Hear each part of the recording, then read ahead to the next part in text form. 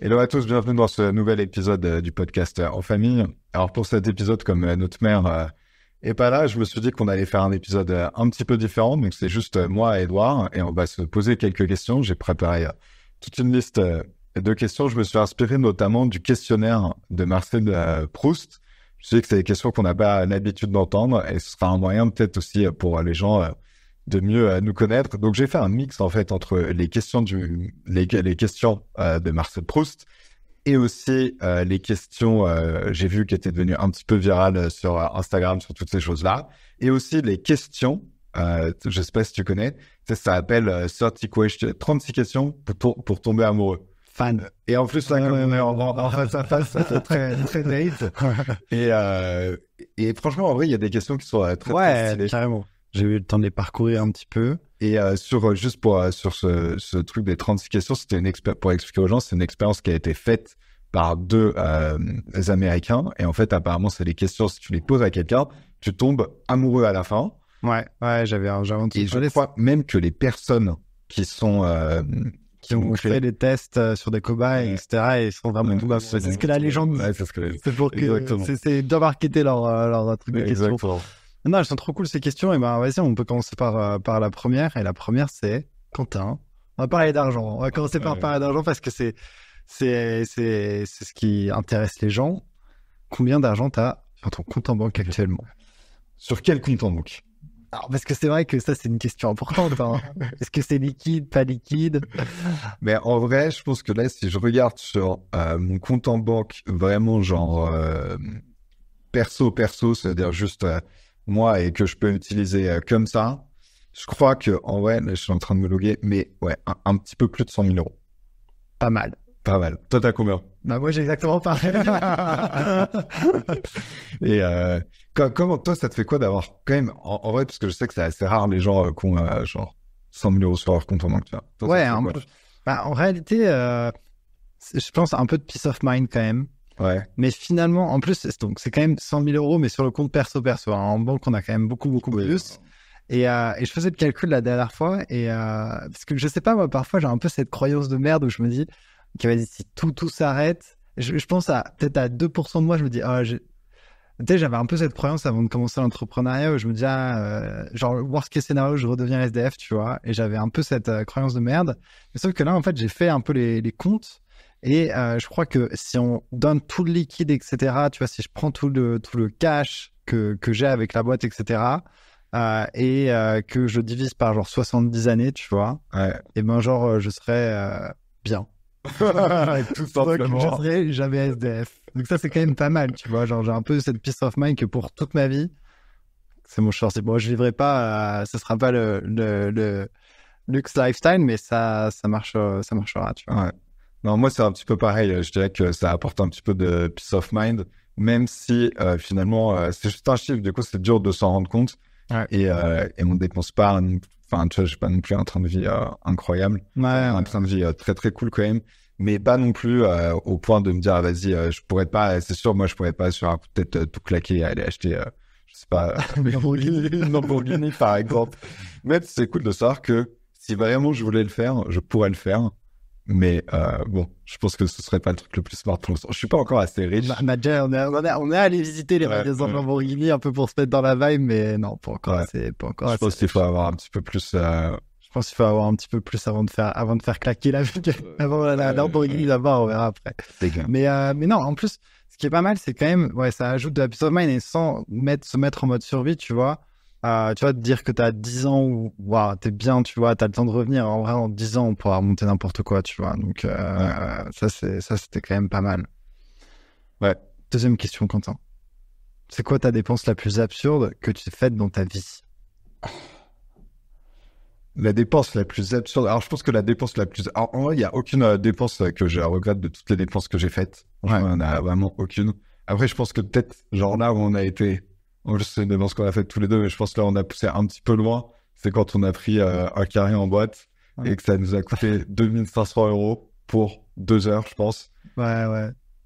Vraiment, vraiment, en plus, genre, je me souviens quand on sortait en boîte à Paris, là, quand on était broke de chez broke, on sortait dans les boîtes et après on revenait en bus à 5h du matin, là, on n'avait même pas assez d'argent pour se payer tel juste, On se disait, mais à chaque fois, qui va claquer l'argent dans les trucs VIP, tu vois, genre. Ouais, on se disait, genre, même si on a de l'argent, jamais de la vie on le fera. Ouais, non, c'est clair. Et je me souviens, même moi, quand je voyais des gens qui payaient, je sais pas, 100 € leur entrée en boîte de nuit, je me disais, mais il faut vraiment être débile pour faire ça.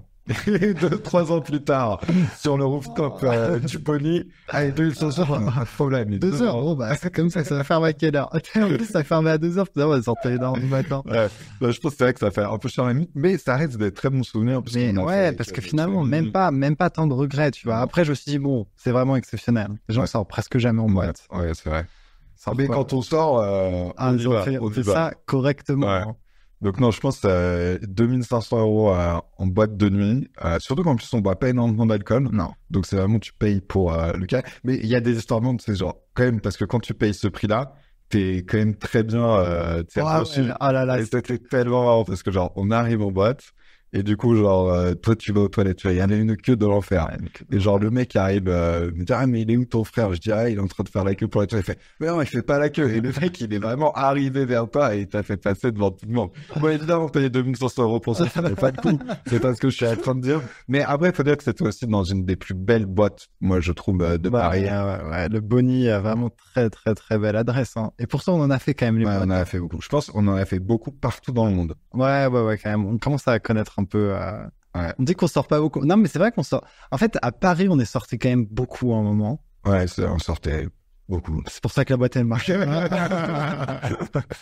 Mais on sortait quand même pas mal. Je pense qu'on a fait tous les beaux endroits. Après, non, même maintenant, quand je vois des stories d'amis et tout, à chaque fois, je me dis ça je connais. Ouais, et puis en plus, on a fait quand même beaucoup de boîtes en France, mais à Paris, en France et aussi dans le monde, en vrai. On a fait celle de Los Angeles, celle de Los Angeles, pas mal. Il y a des boîtes de ouf, partout, mais celle-ci, après, c'est parce que c'est pareil. C'est la plus belle boîte du monde pour moi.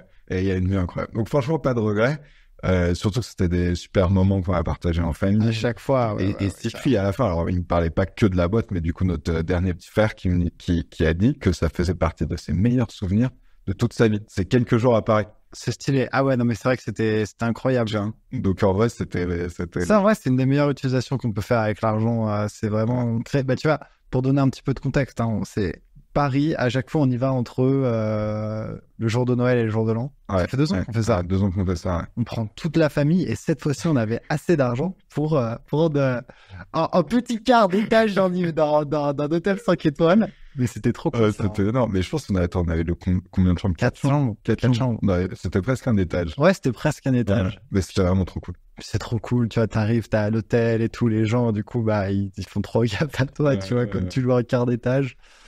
Et non, ça a vraiment super bon souvenir. Ouais. Non, c'est super souvenir. Après, sinon, je pense dans les autres dépenses, la dernière, et j'avoue que même moi, je me suis un peu choqué, c'est que vraiment, j'ai commandé plein de vêtements et j'ai commandé pour 7600 € de vêtements. Wow. Et je me souviens, j'avais vraiment genre tout sélectionné et c'est pas moi à la fin de celle qui est fait les codes parce qu'il faut rentrer tous les codes et tout ça, ça prend un peu de temps. Je les ai envoyés à notre assistant Guillaume et j'ai vu que ça lui avait pris vraiment genre 3 heures.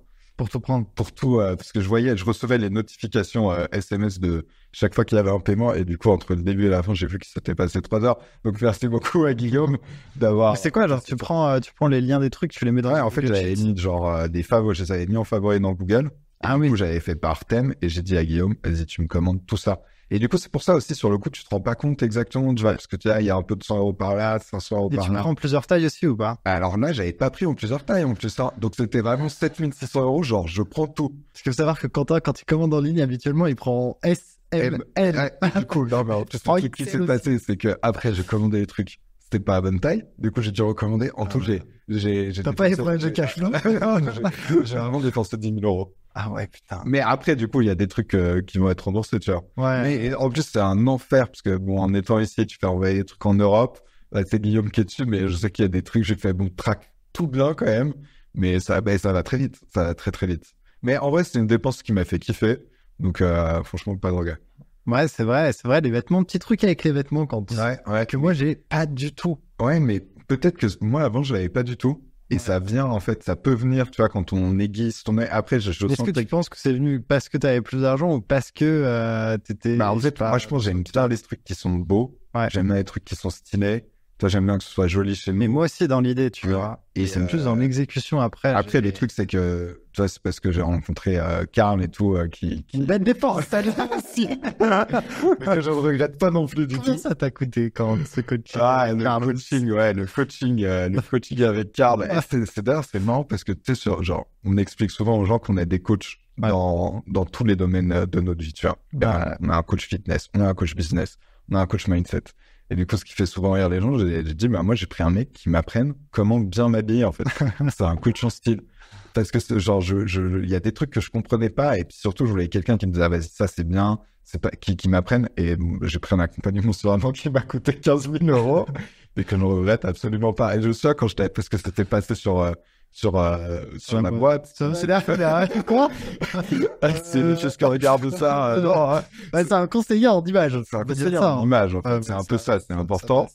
Et du coup, je me souviens, je t'avais dit, parce que donc, fallait que tu sois d'accord quand même, je t'avais dit, ah, j'ai un truc vraiment, je pense, ça me fait plaisir, mais c'est peut-être un peu cher, dis-moi si c'est too much et tout. Et bon, après, tu avais dit oui direct. Ouais, mais ouais, franchement, je regrette pas. Et je me dis, des fois, il y a des trucs. En fait, c'était la première fois que je faisais une dépense pour me faire kiffer, tu vois. Ouais. Genre, tous les autres trucs, c'était genre business, vas-y, genre, comment faire plus, genre mindset, comment être. Et genre là, je me suis dit, non, vas-y, je vais juste faire ça pour me faire kiffer. Et en plus, en vrai, je faisais du coup des journées shopping avec Karl à Paris, 2 jours par mois.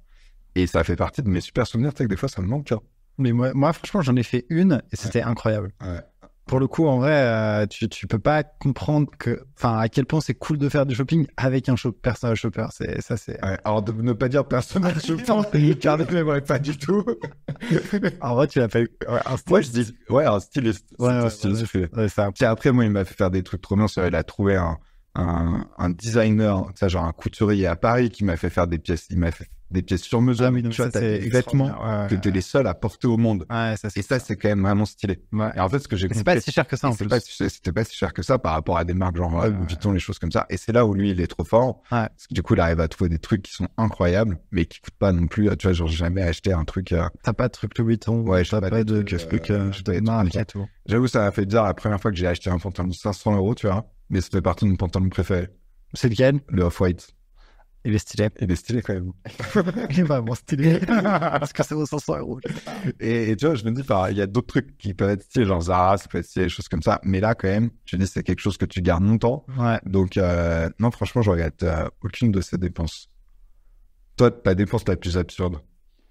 En vrai, après, il faut savoir que Doudou, il dépense presque pas d'argent en mode une bonne de T'inquiète, c'est normal. T'inquiète, je vais appeler Karl, là.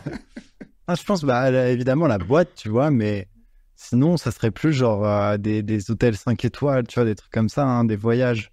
Où parfois, je me dis, bon, un restaurant, tu vois, restaurant à 200 € le menu, une fois, ça... En plus, moi, je trouve, en plus, faut le faire, tu vois, pour comprendre que, en fait, genre, est-ce que ça vaut le coup ou pas, tu vois. Ouais. Et là, je me souviens, on était allé avec Anaïs, là, c'était un restaurant, c'était genre 2 étoiles, tu vois, je me suis dit, vas-y, ça va être trop chouette et tout. Et ouais, c'était 250 € le menu, c'était pas ouf, en vrai. Ah ouais? Ouais, c'était pas si ouf. En fait, en vrai, après, parce que moi, j'aime bien les beaux restaurants et tout, tu vois. Et tu sais, on avait fait le Bernard Loiseau, tu vois. Ouais. Ça, c'était extraordinaire. Tu vois, c'est une institution et tout, à la vibe, etc. Mais là, le truc, c'était pas si incroyable que ça. Ok. Mais est-ce que t'as déjà fait un 3 étoiles ou pas? Bah non. Mais tu sais qu'à Lyon, il n'y a même pas de 3 étoiles, en fait. Tu fais nu. Capitale gastronomique mondiale. Ouais, non, j'ai pas encore fait de 3 étoiles. 3 étoiles, je pense que j'aimerais bien faire l'arpège, tu vois. Ah, l'arpège, ça a l'air... L'arpège, ça a l'air extraordinaire. L'arpège... comment il s'appelle, le mec, les 3 gros. Les 3 gros. Ouais, 3 gros. Ça a l'air ouf. Je pense que c'est l'arpège, les 3 gros. Je pense que ça vaut vraiment. Tu as la tour d'argent dont tu m'avais dit aussi. Alors, je sais plus si c'est 3 étoiles et tout, mais je sais qu'ils l'ont refait il y a pas longtemps. Faut savoir que Doudou, il connaît tous les restaurants du monde, tous les meilleurs restaurants du monde, toutes les meilleures villas du monde, il les connaît par cœur. Et moi, je sais pas, j'aime bien checker et tout, tu vois, si je suis devant un film et tout, et que le film est pas si ouf que ça, en fait, je vais sur Booking et je regarde un peu, genre, ah non, vas-y, à Los Angeles, ok, qu'est-ce qu'il y a un petit peu et tout. Peut-être dans un année, dans une autre vie, t'étais agent de voyage, je pense. Ouais, peut-être. Non, j'aime bien voir les beaux endroits, en fait, tu vois. Après, c'est vrai que sur ce thème-là, je pense les dépenses les plus grosses qu'on fait, c'est pas, mais on va dire perso hors boîte, c'est, je pense, les vacances quand même. Ouais, les vacances. Les vacances, là, on met un beau budget. Je sais pas, la maison qu'on a louée à Bali l'année dernière. Ah, c'était un mois, je crois que c'était 20K, un truc comme ça. 25K, un truc comme ça. 25 000 € pour un mois. Ouais. Bon. C'est beaucoup, c'est beaucoup. C'est vrai que, en plus, on est sur des sujets, tu sais, genre, on prend cet employé ou cet employé-là. En fait, c'est vrai que tu dis waouh. Mais en vrai, c'est tellement différent que. Après, faut vivre. Moi, faut vivre la vie. Donc, non, là, en Corse, là, 2 semaines, 20K. Pas mal. Pas mal, quand même. Mais par contre, un truc qu'on n'a jamais fait, c'est les business class, tu vois. Alors, ça, non. Ça, jamais. C'est vrai qu'on n'a jamais fait. Ouais. Et je trouve que, par exemple, dans l'idéal, tu peux faire les vacances dans une villa de ouf en Corse et voler tout le temps en business class. Ouais. Mais business class, pour l'instant, j'ai pas encore fait. Je trouve que moi, j'arrive à me dire, ça va être un vol un peu moins agréable. Ouais, mais business class. Moi aussi, pareil. Ah ouais. Je préfère carrément, vraiment, tu vois, prendre les hôtels pour tout le monde ou la villa ou, tu vois, le chalet, là, en décembre. Pour l'été.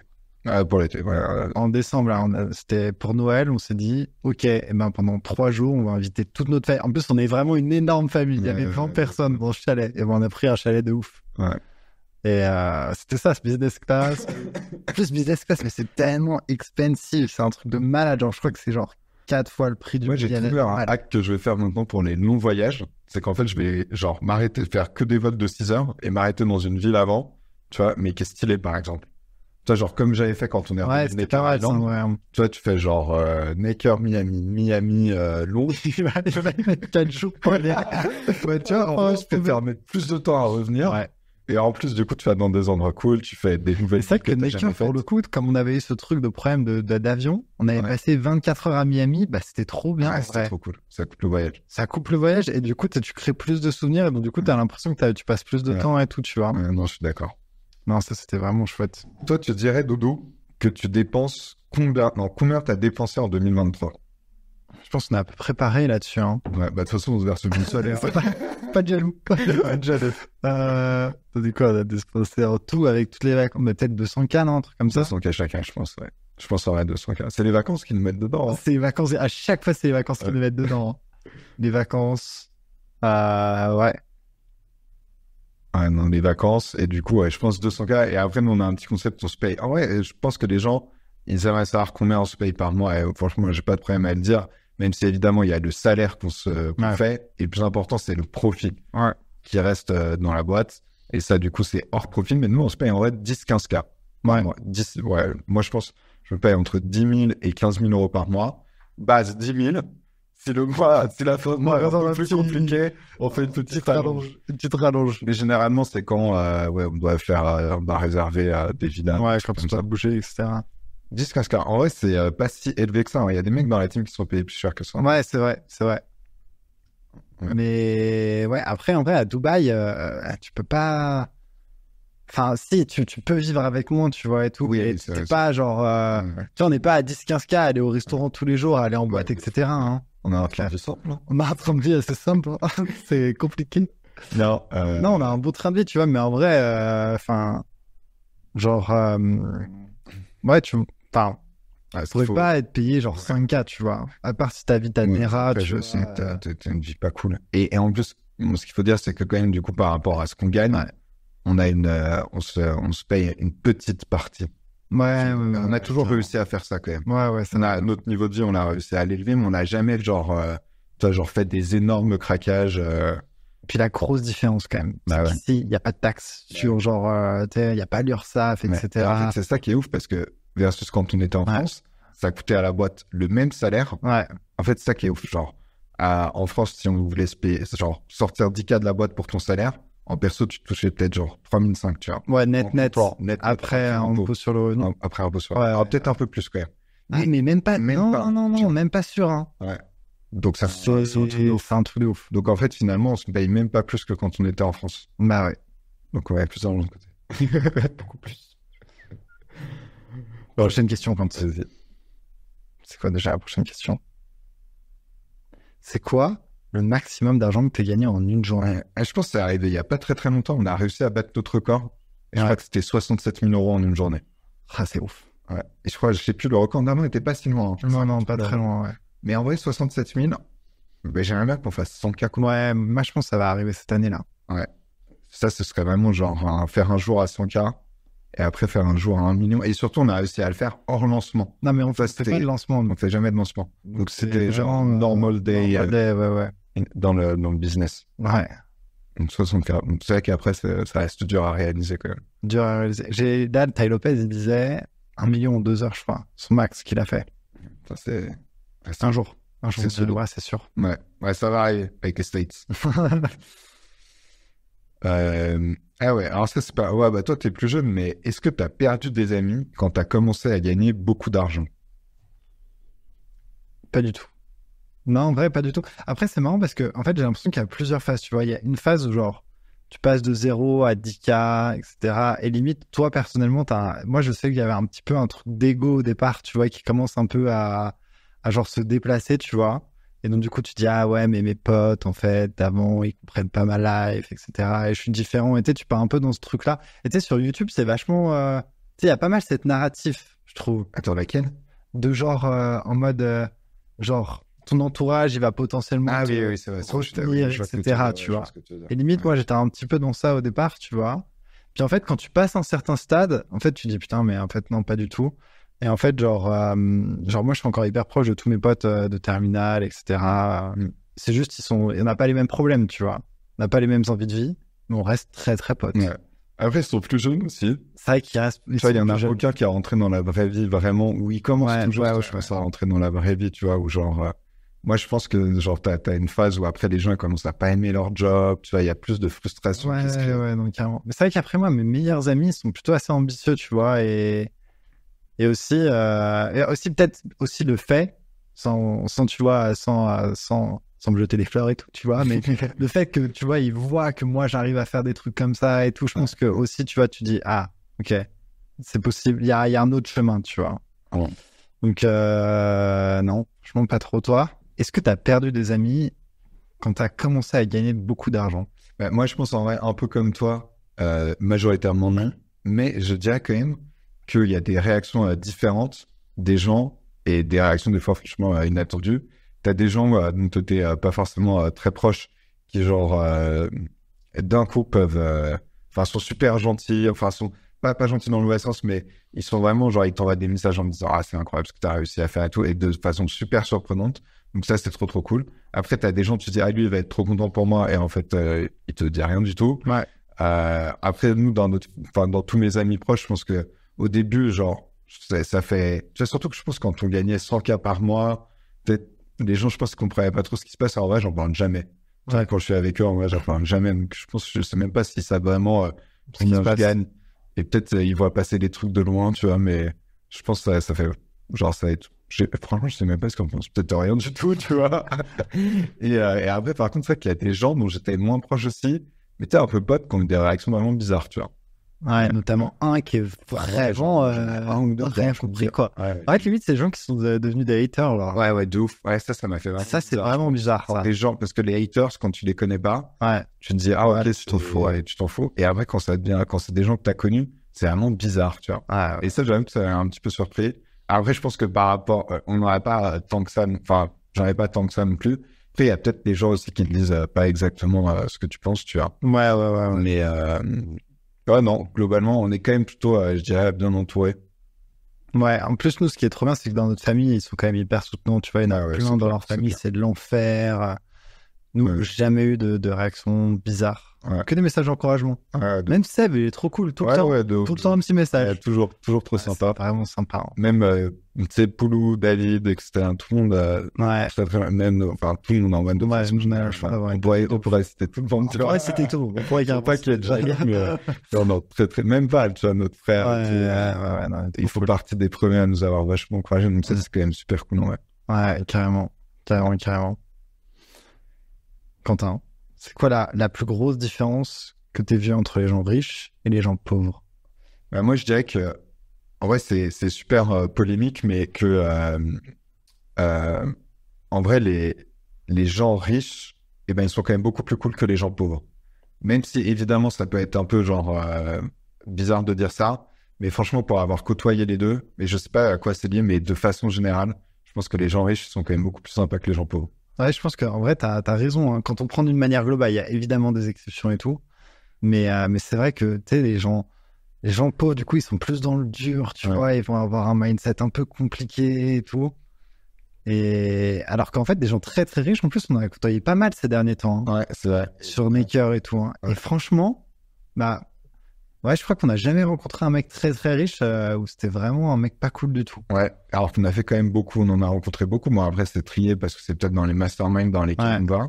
Mais, et surtout, moi aussi, je trouve l'ego, tu vois. Je trouve les gens pauvres, ils ont beaucoup plus d'ego que les gens riches. Et ça, c'est ultra contre-intuitif. Ouais. Mais tu vois, tous les haters qu'on a, c'est toujours des gens qui sont moins successful que nous. T'as jamais un mec qui est plus successful que toi qui va te détester. Tous les commentaires que je peux voir sur nos pubs ou nos explications de fait, toujours des gens qui sont pas, qui sont frustrés. Donc, généralement, des gens qui sont pas ultra successful, qui sont pas bien dans leur vie.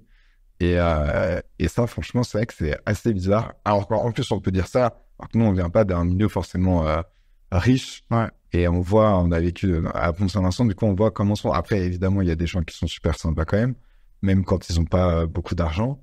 Mais globalement.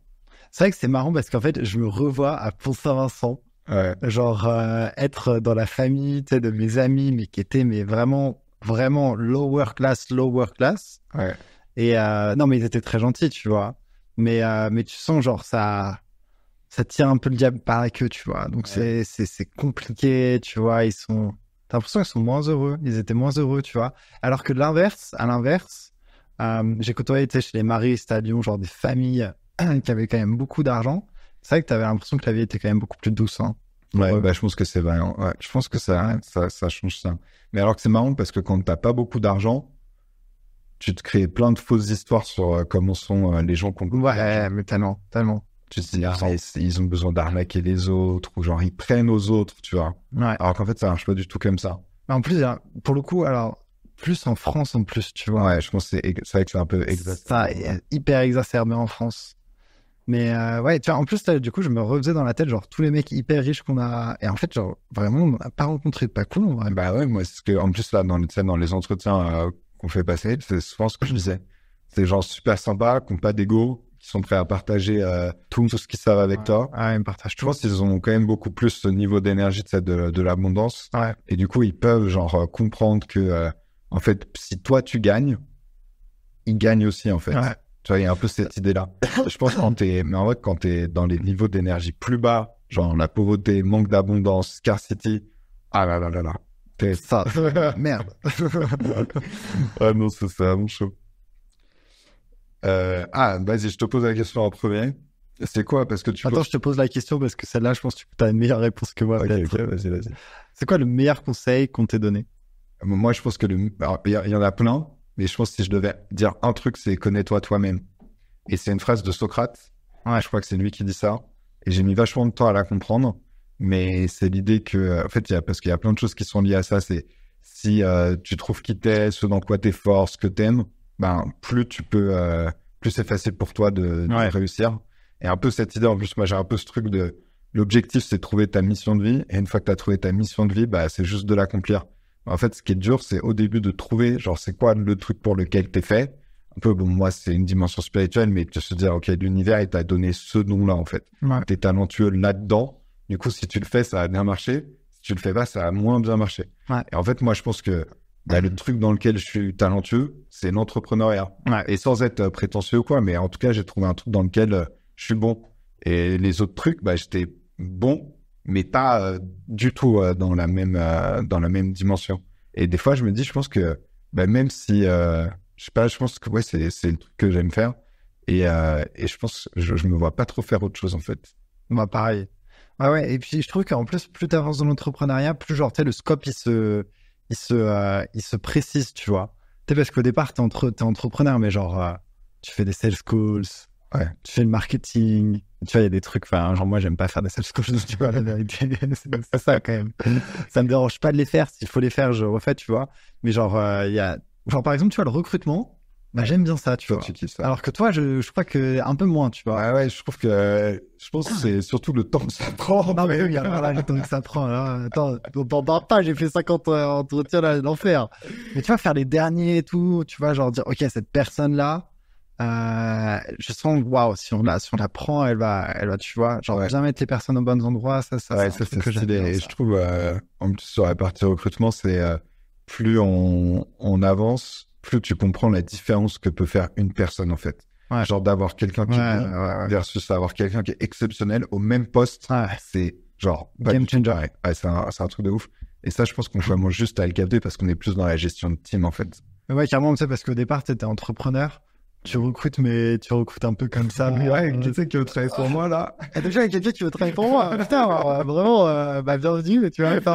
Moi, je me souviens, le premier sales qu'on a recruté, c'est Alex P. Bon, il a été 3 ans avec nous quand même. Finalement, une super bonne recrue. Exactement. Mais genre, on n'avait pas le choix en fait. Il n'y avait que lui, tu vois.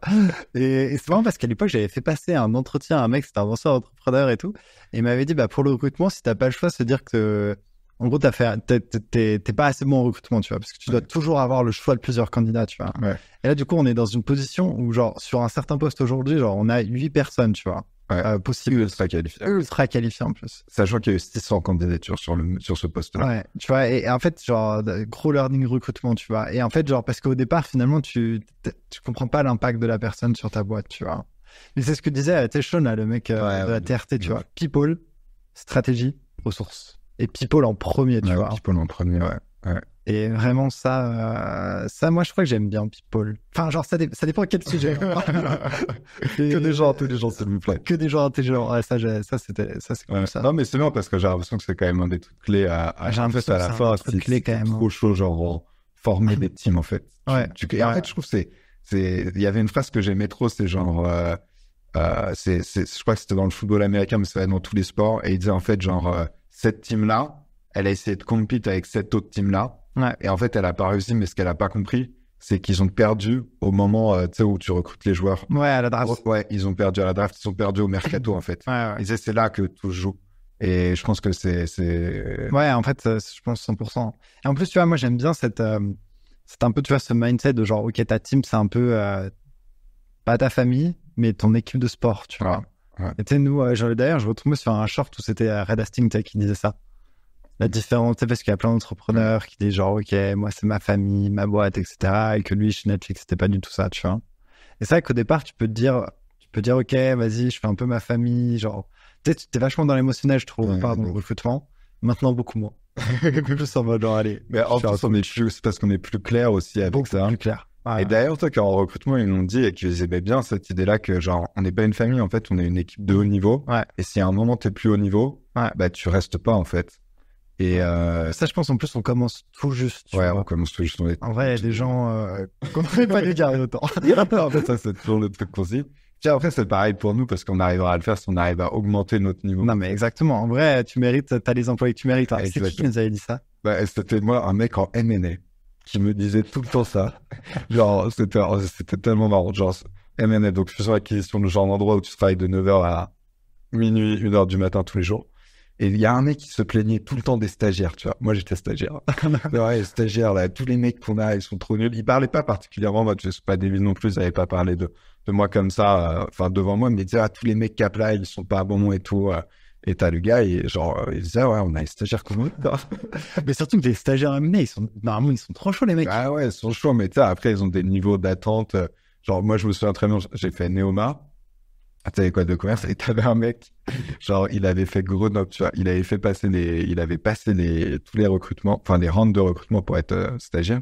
Et vraiment, genre, le gars, il dirait un des meilleurs candidats que j'ai vu en tant que stagiaire. Sauf qu'au dernier moment, le mec a dit, ah non, finalement, je viens pas avec vous, tu vois. Ouais. Et ça avait grave trigger les gars. Et du coup, genre, t'avais le mec qui avait fait Harvard, HEC et tout. Il fait, mais Grenoble, c'est une école de débile mentaux, je comprends pas. J'avais pas dit ça. Et je trouve que, en plus, tu sais, genre, les gars, lui avait dit, Quentin, il a fait Néoma, j'ai pas trop fort, tu vois. Mais en plus, la réalité, c'est que je suis d'accord avec lui, tu vois. En vrai, pour être passé par ces écoles. Donc, c'est l'école des c'est vrai, tu vois. Après, t'as toujours des exceptions. Toi, par exemple. Vraiment dit. Après, en plus, il avait vu Néoma, tu vois. Et il s'était dit, mais non, mais qu'est-ce que c'est une marque de lessive? Non. Il t'avait dit ça devant toi? Il me l'avait pas dit devant moi, mais tu sais, genre, moi, j'avais mon bureau là, lui, il était à un autre bout de la salle, et je le voyais, le mec, il pétait. Et le mec, du coup, vraiment, par contre, il avait fait des écoles de ouf, hyper smart. Il avait vraiment fait, genre, il avait fait HEC, et après double diplôme avec Cambridge. Le mec avait un parcours vraiment, sur le papier, tu sens que le mec était ultra smart. Mais en fait, dans les faits, il était genre ultra déprimé. Tu vois, il avait 50 ans, genre, du M&A toute sa vie, en divorce avec sa femme, je sais pas ce qui se passait avec son horrible. Et du coup, très, très frustré, tu vois. Mais j'aimais bien, en plus, lui. Non, mais c'est vrai, il était pas relou. C'était pas le plus relou du tout, tu vois. Genre, le mec, tu lui arrives, tu lui as amené un truc, et toi, genre, limite, de toute façon, vous êtes tous nuls, les gars. C'est bien, c'est pas bien, je crois. Non. Vraiment. Ah, putain. En fait, ce qui est ouf, c'est que c'est des mecs, quand même, qui sont trop smart, mais ils se retrouvent à faire du M&A, enfin, genre, ils ont passé toute leur vie dans ça. Bah ouais, c'est dur. À gagner bien leur vie, mais, enfin, tu vois. Ouais, c'est pas comparable avec ce que tu gagnes toi. En fait, tu vois. C'est ça qui est ouf. Mais moi, je pense que aussi dans le fait de réussir un gros driver, ça a été ça, tu vois, de prendre un peu ma revanche et de dire, les gars, en fait, c'est genre, parce que, toi, c'est là où j'avais lu le livre de Tim Ferriss et le mec, il disait, je gagne 50 000 € par mois en faisant ça, des cours en ligne, je sais pas trop quoi. Je t'ai dit, les gars, vous gagnez moins, votre vie a l'air pourrie. En plus, vous avez perdu tous vos cheveux, vous êtes gros. Tu vois, c'est vraiment moche. Non, mais c'est vraiment genre, les gars, genre, vous êtes flingués pour rien, en fait. Et en fait, j'avais raison. En fait, c'est ça dont je suis content. Bah, c'est vrai que t'avais... Tu vois, c'est que j'avais raison, en fait. En fait, ce qui est trop marrant, c'est que t'es dans le poste qu'on recrute en ce moment. Tu sais, là, le mec qui est chaud, là. Ouais. Et ben, tu vois, moi, quand je lui ai dit les résultats qu'on avait dans l'association, tu vois, qu'on avait genre des thérapeutes qui font 50 cas par mois, tu vois. Et on a même des gens qui font 100 cas par mois, tu vois. Je fais, attends, montre-moi cette formation, tu vois. Parce qu'en fait, je pense que genre, c'est tellement loin de leur paradigme qu'ils n'arrivent même pas à imaginer. Et en fait, t'as vraiment un shift de paradigme, en fait, que plein de gens ont pas eu, et c'est ça qui est ouf. Et moi, j'ai des potes, mais genre là, ils commencent à me poser des questions sur, attends, mais qu'est-ce que c'est que tu fais, en fait? Mais tu vois, ça fait 4 ans qu'on le fait. Et du coup, ils commencent à comprendre maintenant. Et je sais pas, moi, je remercie l'univers de m'avoir permis de le voir, tu vois. Et de me dire, attends, il y a un truc que je pense, j'ai capté que les autres, ils n'ont pas capté. Bah, je suis pas le seul à l'avoir compris. Mais et d'ailleurs, une fois, j'avais fait un post, tu sais, en disant ça maintenant, genre, j'ai 30 ans, je gagne plus des mecs que des mecs qui sont genre en M&A chez Goldman Sachs, partner et tout. Et ça avait trop trigger quelqu'un que je connaissais en école. Envoyé un salut, comment tu fais dire ça? J'avais pas qu'est-ce que tu veux que je te dise, tu vois? C'est comme ça, t'as fait le mauvais choix, hein, c'est... En plus, tu peux encore changer pour le coup, tu vois. Tu peux carrément changer. En plus, ce qui était ouf dans ces milieux, et tu vois, dans les postes qu'on a, c'est que, et d'ailleurs, il y en a beaucoup qui ont fait du M&A, donc je dis pas que le M&A, c'est pas bien. Ils vont écouter ça, ils vont rentrer avec nous. En vrai, en plus, c'est des profils, des gens super smart, en fait. Super smart. En fait, je trouve que, et les gens qui font du M&A vont sûrement pas aimer ce que je dis, mais tu mets des gens super smart à faire des trucs super bêtes. Ouais. Tu vois. Et genre, en fait, moi, comme on m'avait vendu le M&A, et je pense que c'est ça qui m'avait drivé, c'est que tu vas devenir expert dans le fonctionnement d'une boîte, tu vois. Ouais. Et en fait, j'arrive, tu fais des fichiers Excel et des présentations PowerPoint tout le temps, et tu fais attention qu'il n'y ait pas de double espace, tu vois. Faut que ta présentation, elle soit parfaite. Moi, je te vais raconter là, tu sais, le mec là qui avait pété un câble parce que t'avais mis des points. Alors, non, genre, c'est tellement énorme. Genre, lui, il était complètement carré, tu vois. Je me suis dit, moi, je veux pas devenir comme lui, tu vois. Et c'était le partner. Donc, tu sais, en M&A, t'as différents stades et t'as genre un mec, il est MD, on appelle Managing Director. Donc, le gars, il a 50 ans et il a fait toute sa vie du M&A et c'est lui qui fait vraiment les deals. Et tu fais des presses pour le MD, tu vois. C'est un peu tenté, genre, que le MD te dise, genre là, t'as fait des heures dans ton pitch, tu vois, et tu m'as fait ça, et tu vois, jusqu'à 3h du matin, jusqu'à ce que tout soit parfait, tu vois. Et ça m'est déjà arrivé que genre à 23h, je pars, tu vois, je fais, c'est bon, je pense que j'ai fini ma journée, je prends un taxi, on me rappelle dans le taxi, lui fait, ouais, il y a des problèmes dans il y a des points là. Ouais, il y a des points, il y a des doubles espaces enlevés, Quentin, là. Du coup, le mec, genre, je fais ma présentation et tout, je lui montre, le mec sort, mais en furie de son bureau, tu vois. Il arrive avec la presse, il m'a posé sur le foin. Fait, qui c'est qui t'a dit de mettre des points après bullet point? C'est pas vrai. Je te promets que c'est vrai. C'est pas vrai. Et en plus, je lui ai dit, d'habitude, on fait pas comme ça, mais d'habitude, on fait pas. Je lui ai dit, par souci de cohérence, j'ai vu que dans le début du pitch, c'était fait comme ça, je suis à faire pareil dans la suite. Et le mec, du coup, après être retrouvé mon numéro, tu vois, mais genre... Du coup, tu t'es resté à enlever les points? Ben, j'avais enlevé les points, je crois, ouais. Mais non, même après, t'avais pas le choix. Non, mais t'imagines à quel point c'est débile. Faire foutre. T'as bien que je foute avec tes points. Non, mais l'histoire que je peux raconter, c'était le truc de quand je suis parti. Ouais. Tu vois, ça, c'est vrai que c'est une histoire marrante, en vrai. Mais en gros, j'arrive, du coup, je fais 5 mois c'est un stage de fin d'études de 6 mois dans le M&A. Et genre, ça faisait 4 mois que j'étais dedans, je commençais à en avoir vraiment marre, tu vois, être au bout de ma life, quand même. Et évidemment, genre, je me souviens, genre, le premier jour, j'arrive, je travaille de 9h à 2h du matin. Le deuxième jour, 9h, 2h du matin. Troisième jour, 9h, 3h du matin. J'ai l'impression que ça va être comme ça pendant 6 mois, ça va être... Bon, après, il y a des moments où ça se calme un petit peu. Et pour faire l'histoire courte, genre, j'arrive au bout de 4 mois, je me dis, ah ouais, là, je commence à... T'avais fait 4 mois, j'avais fait 4 mois déjà. 4, 5 mois, peut-être. 5 mois déjà, donc ouais. du coup, J'avais fait 9h, 3h du matin. Pas tout le temps. En vrai, les mecs qui sont emmenés, ils en rajoutent tout le temps, tu vois, en disant, ah, moi, je fais des nocturnes tout le temps. Ah oui, c'est vrai que ça fait des nocturnes. Tu fais des nocturnes, tu vois. Et du coup, j'avais fait 9h, 3h du matin, pas tout le temps, mais quelques week-ends quand même à travailler. Souvent, 9h, 23h, t'as pas trop le droit, en fait, de partir avant 23h, tu vois. Le MD, il m'avait dit ça, mais si je dois partir avant 23h, ça va très bien se passer, tu vois. Je fais, ok, bon. Mais du coup, tu travailles tout le temps. En vrai, mais après, ça à l'époque, t'as pas de téléphone, t'as pas YouTube. Si, j'avais mon téléphone. si, j'avais mon téléphone. Mais tu sais, faire des open space, j'écoute, tu peux pas trop regarder ton téléphone. Mais t'avais pas des techniques avec ton numéro, je sais pas trop. Voilà. La technique que j'avais capté, c'est que genre, t'as des mecs, tu sais, c'est des staffeurs, tu vois. Et j'avais capté que t'avais genre, en gros, t'as un mec qui décide, genre, ok, ce mec-là, il a besoin d'un stagiaire, on va le mettre là. Lui, il a besoin d'un stagiaire, on va le mettre avec cet autre mec-là. Ouais. En fait, j'avais capté que le staffeur, il détestait un autre mec. Et du coup, ils se parlaient pas. Et du coup, je disais tout le temps. Mais ils étaient dans le même open non, space. parce qu'en fait, c'était une banque franco-suisse. Donc, t'avais un mec qui était en Suisse. Ouais. Tu vois, et moi, j'étais en France, là, pareil. Et du coup, t'avais le mec là, tu vois. Genre, il me disait, ah, Quentin, tu travailles sur quoi? Je fais, ah, je travaille sur un truc pour machin, là, et tout. Il m'a dit, super important. Et du coup, il fait, oh, il est relou, on a dû le dire et tout, tu vois. Et comme ils se détestaient, ils se parlaient pas. Mais alors que tu travaillais pas vrai que je travaillais pour le sexe, tu vois. Et alors, ça, c'était après. Et franchement, pendant un mois, j'ai réussi à tenir le truc, hein. Après, des fois, rien. Non, franchement, je trouvais vraiment pas grand chose. Après, des fois, le mec, je disais, vas-y, là, j'ai 1-2 heures, tu peux me filer un truc, tu vois, pour le calmer, tu vois.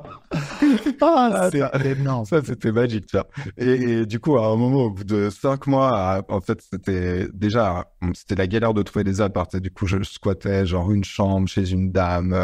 Enfin, c'était chiant, tu perds un peu ton sommeil. Et en fait, au bout de 5 mois, je me suis dit, bon, genre, Quentin, est-ce que vraiment tu vas faire ça toute ta vie? Les mecs avaient commencé à me dire, ah, peut-être, si tu veux travailler avec nous, ça peut être pas mal. Et quand t'es jeune, comme c'était une banque franco-suisse, ils te proposaient quand même des salaires à 100K, tu vois. Des salaires à 100K? Ouais, 100K brut? Ouais, 100K brut. T'avais quel âge, là? J'avais, je sais pas, 25 ans, peut-être.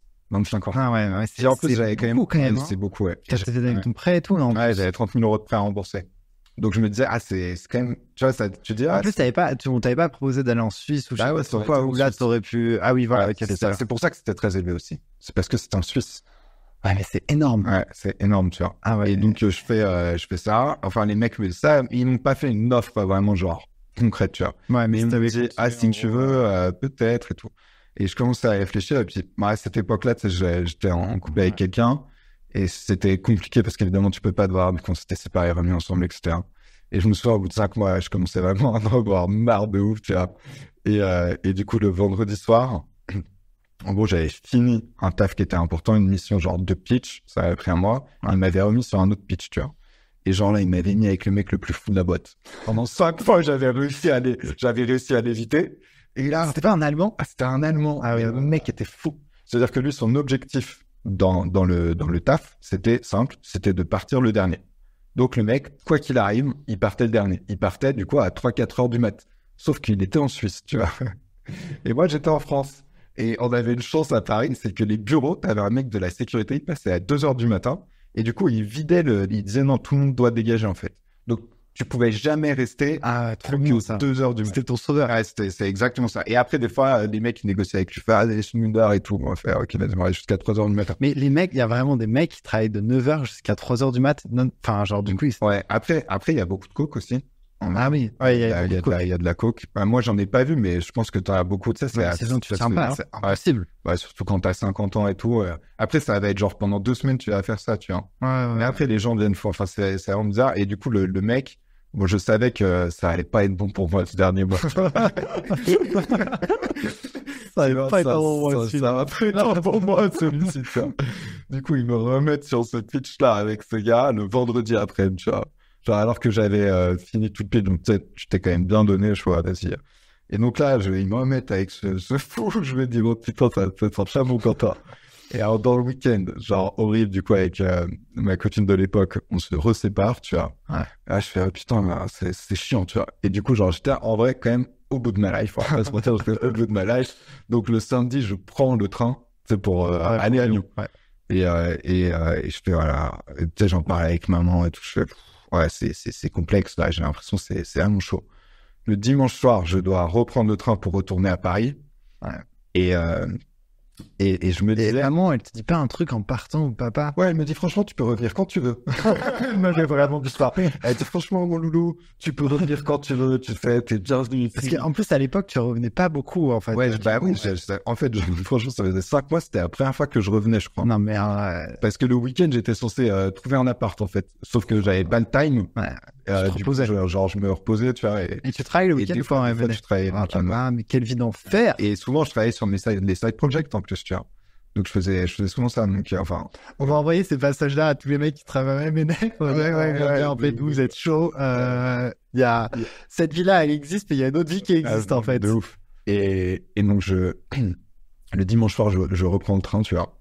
Et là, la nuit de dimanche à lundi, franchement, bah, j'arrive pas à dormir. Tu vois, je pense que c'est parce que, voilà, les problèmes perso qu'il y avait. Et du coup, je me réveille le lundi matin. J'ai l'impression d'avoir presque pas dormi, tu vois. Et je me dis, bon là, j'ai pas dormi cette nuit, je suis déjà super fatigué. Là, ils m'ont remis avec ce fou d'allemand. Je sais pas à quelle heure je vais rentrer ce soir, mais ça va être genre horrible. Et du coup, j'avais lu cette phrase de Warren Buffett qui disait que genre l'être humain, c'est comme une grenouille.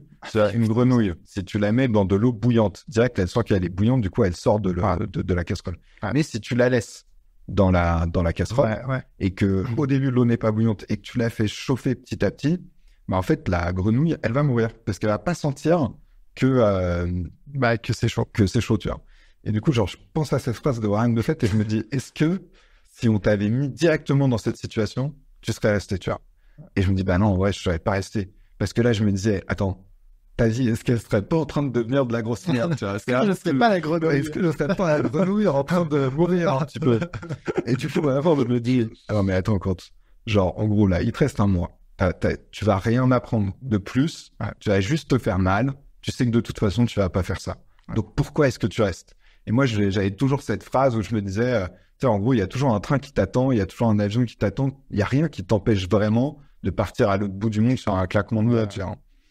Et j'arrive au bureau et vraiment c'était un lundi en mai, il pleuvait, il faisait pas beau. J'allais à pied et tout, je fais mais pourquoi j'y vais? Et à un moment, je me suis dit, mais si finalement, j'y allais pas, tu vois. Ouais. Et donc, je suis arrivé dans le bureau. Il y avait personne. J'étais le premier. J'ai pris toutes mes affaires. Il y avait pas beaucoup d'affaires. J'ai pris toutes mes affaires. Et en plus aussi, je savais que, tu vois, genre, il y avait pas, je les mettais pas dans la merde en partant, tu vois. Parce qu'ils venaient de remettre sur un truc nouveau, mais ils pourraient mettre quelqu'un d'autre. En plus, j'allume mon PC quand même pour voir. Et là, je vois cet Allemand, le fou, qui m'avait rappelé, mais je pense 50 fois sur mon téléphone, tu vois. 50 fois. En fait, le vendredi soir à 23h, tu vois. Et j'étais déjà parti, moi. Il fait, what are you doing? Et tout, tu vois. Genre, je fais, mais espèce. Alors là, vraiment, dans ma tête, je me suis dit, mais, tu sais quoi? Elle va bien le faire voir. C'était vraiment genre la goutte d'eau qui fait déborder le reste, tu vois. Du coup, j'ai pris toutes mes affaires. Mais c'est quand que tu prends la décision? C'est quoi? C'est dans l'ascenseur? En fait, dans l'ascenseur, en marchant, je me dis, ouais, je pense que je vais arrêter. Ouais, je pense que je vais arrêter. Et là, je vois le truc. Tu sais, c'est vraiment la goutte d'eau qui fait là, tu fais, allez, ciao. Allez, ciao, tu vois. Et là, du coup, je pars. Enfin, genre, il y avait la stagiaire qui était stagiaire qui t'avait fait sur l'avion. Je fais, un petit problème perso, là. Un petit problème perso, là. Et du coup, vraiment, genre, je me dis, bon, vas-y, il faut quand même que je les prévienne. Donc, j'appelle le mec, ce qu'on appelle un VP. Tu vois, genre, que t'es genre d'autres, je fais, ouais, j'ai un problème perso, c'est assez urgent, il faut que je rentre chez moi. Petit mensonge. Et ouais, après, pas tant, enfin, c'était loin de la vérité non plus, tu vois. Et là, je me souviens vraiment, en plus, je me suis posé dans un café, genre, à 9h du matin à Paris, tu vois, je fais, peut-être tu réalises un peu ce que t'as fait. Et après, vraiment, mais genre, direct, j'ai pris le premier train pour Lyon. Et genre, dans le train, j'essaie d'appeler maman pour dire, ouais, je rentre là. Et du coup, elle était en concert, je pouvais pas. J'appelle papa, tu vois. J'ai ouais, papa, ouais, du coup, je rentre. Il me dit, ah, mais du coup, tu rentres tout de suite? Je fais, ouais, là, je suis dans le train. Et vraiment, il m'a dit, ouais, du coup, tu manges avec moi. Pour manger, je te compte avec toi. Oh, c'est tellement papa. C'est tellement papa. Tu peux me prêter pour aujourd'hui, pour demain, pour après-demain, pour dans un an. pour très très longtemps, tu vois. Et du coup, après, en vrai, je suis arrivé, c'était la libération. Genre, je me baladais dans la rue à 5h de l'après-midi, j'avais l'impression d'être libre, tu vois, de pouvoir revivre.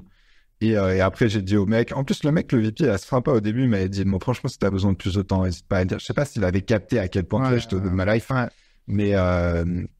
Mais vraiment, après, j'aurais dit, non, franchement, en fait, je reviendrai pas, les gars, tu vois. Et j'ai vu les trucs avec la RH, c'est bien terminé. Et franchement, en plus, t'es obligé d'y retourner en plus, non? Non, de toute façon, je serais jamais retourné. Et en plus, après, j'ai eu la fin de l'histoire parce que j'ai rencontré quelqu'un qui avait travaillé là-bas aussi et tout. Et c'est mal fini pour beaucoup de personnes, en vrai. C'est-à-dire? Ouais, bah, j'ai des mecs qui se sont fait virer, des mecs, enfin, vraiment. Et en fait, il y avait plein de trucs aussi malsains que je raconte pas, tu vois. Mais moi, j'ai vu des scènes, mais absurdes. On a vu la chinoise avec son père, là. Alors ça, c'était dans une autre banque d'affaires. Mais tu sais, j'ai vu des mecs, genre, de 50 ans, s'insulter quand même. Ah, ouais. Genre, un mec, exploser une théière par terre, quoi. Un matin, le mec, il arrive, je sais pas, il doit écrire un mail, il prend la théière, il l'éclate par terre, tu vois.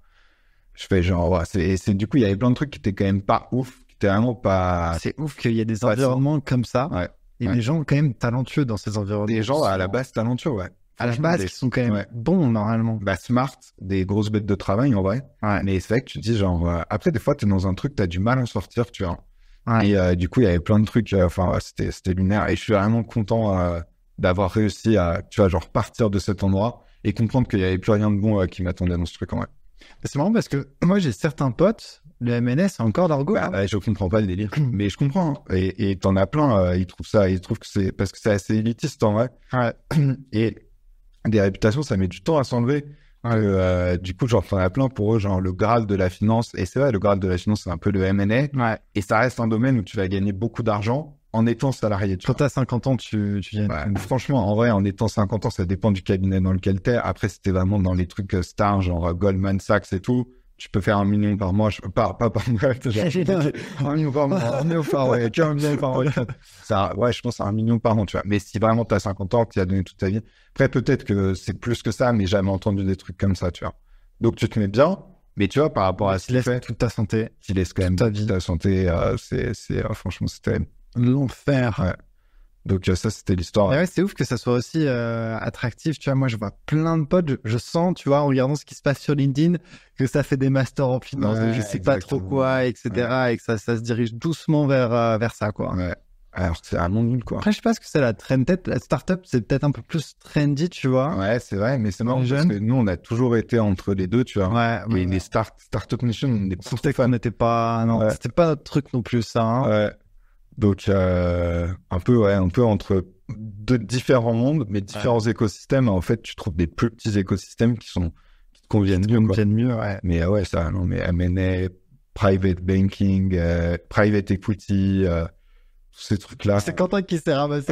Exactement. Moi, j'aurais été pareil, dans la même direction à 200%. Mais là où t'as été bon, tu vois, c'est de comprendre que tous ces trucs-là, c'était un peu de la merde. Ouais, bah après, tu sais, quand depuis que j'ai 12 ans, là, t'as toutes les histoires. En fait, toi, t'as fait trading, M&A. Genre, vraiment, ce sera pour un autre podcast, mais les histoires en trading, j'aurais des belles aussi. Ouais. Avec un certain Libanais et tout, je me souviens. Mais genre, c'était l'enfer. Ouais. Mais au moins, tu vois, t'as su écouter quand je t'ai dit, genre, je pense que ça va pas te plaire, tu vois. T'as pas voulu l'essayer par toi-même. Ouais, mais après, je pense que j'avais moins le drive. Toi, j'ai l'impression que t'avais vraiment ce drive de faire de la finance. Ouais, bah, c'est vrai. En vrai, jamais trop ce drive non plus, tu vois. Ouais. Plus entrepreneuriat assez... Ouais, assez jeune, quand même. Assez jeune, ouais. Mais pas la start-up. Allez, next question.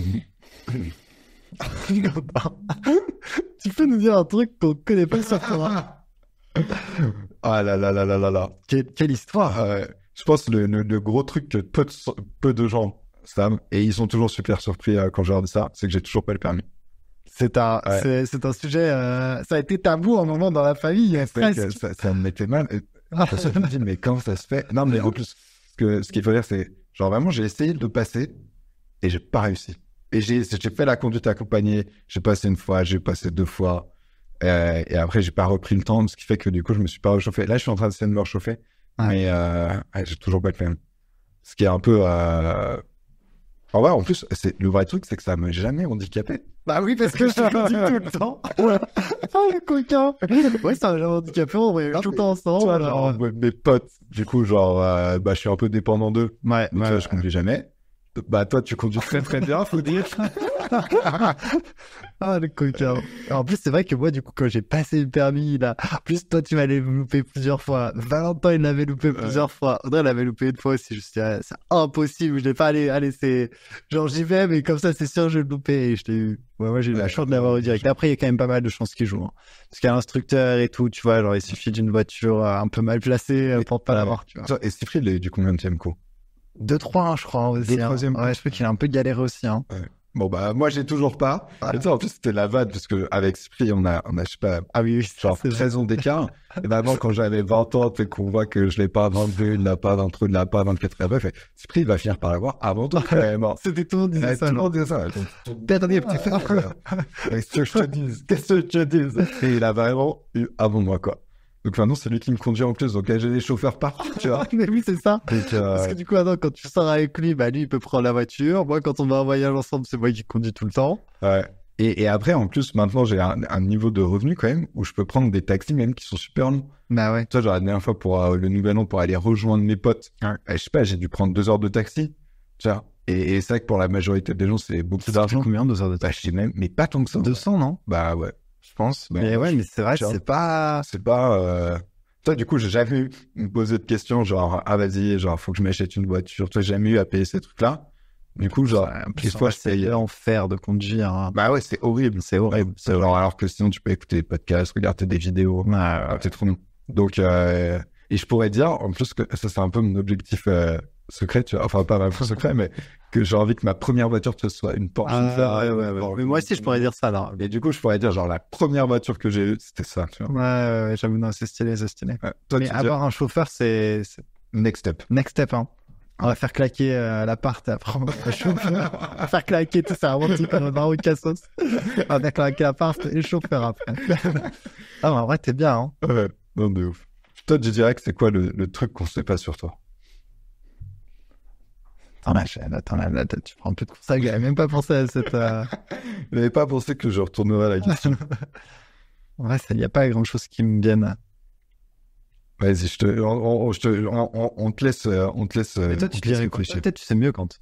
Ah, le truc qu'on sait pas sur toi, c'est que c'est pas facile. Moi, j'aime bien. Enfin, c'est pas un truc que les gens ne savent pas sur toi, mais c'est genre l'image que tu peux envoyer, qui est genre un de nos meilleurs amis qui te surnomme Mister Perfect. Ah oui, non, c'est vrai. Et quand c'est genre, moi, je dis tout le temps, t'es le blond dans la sketch de Gad Elmaleh. Tu sais, t'es le gars qui est grand, il est beau gosse.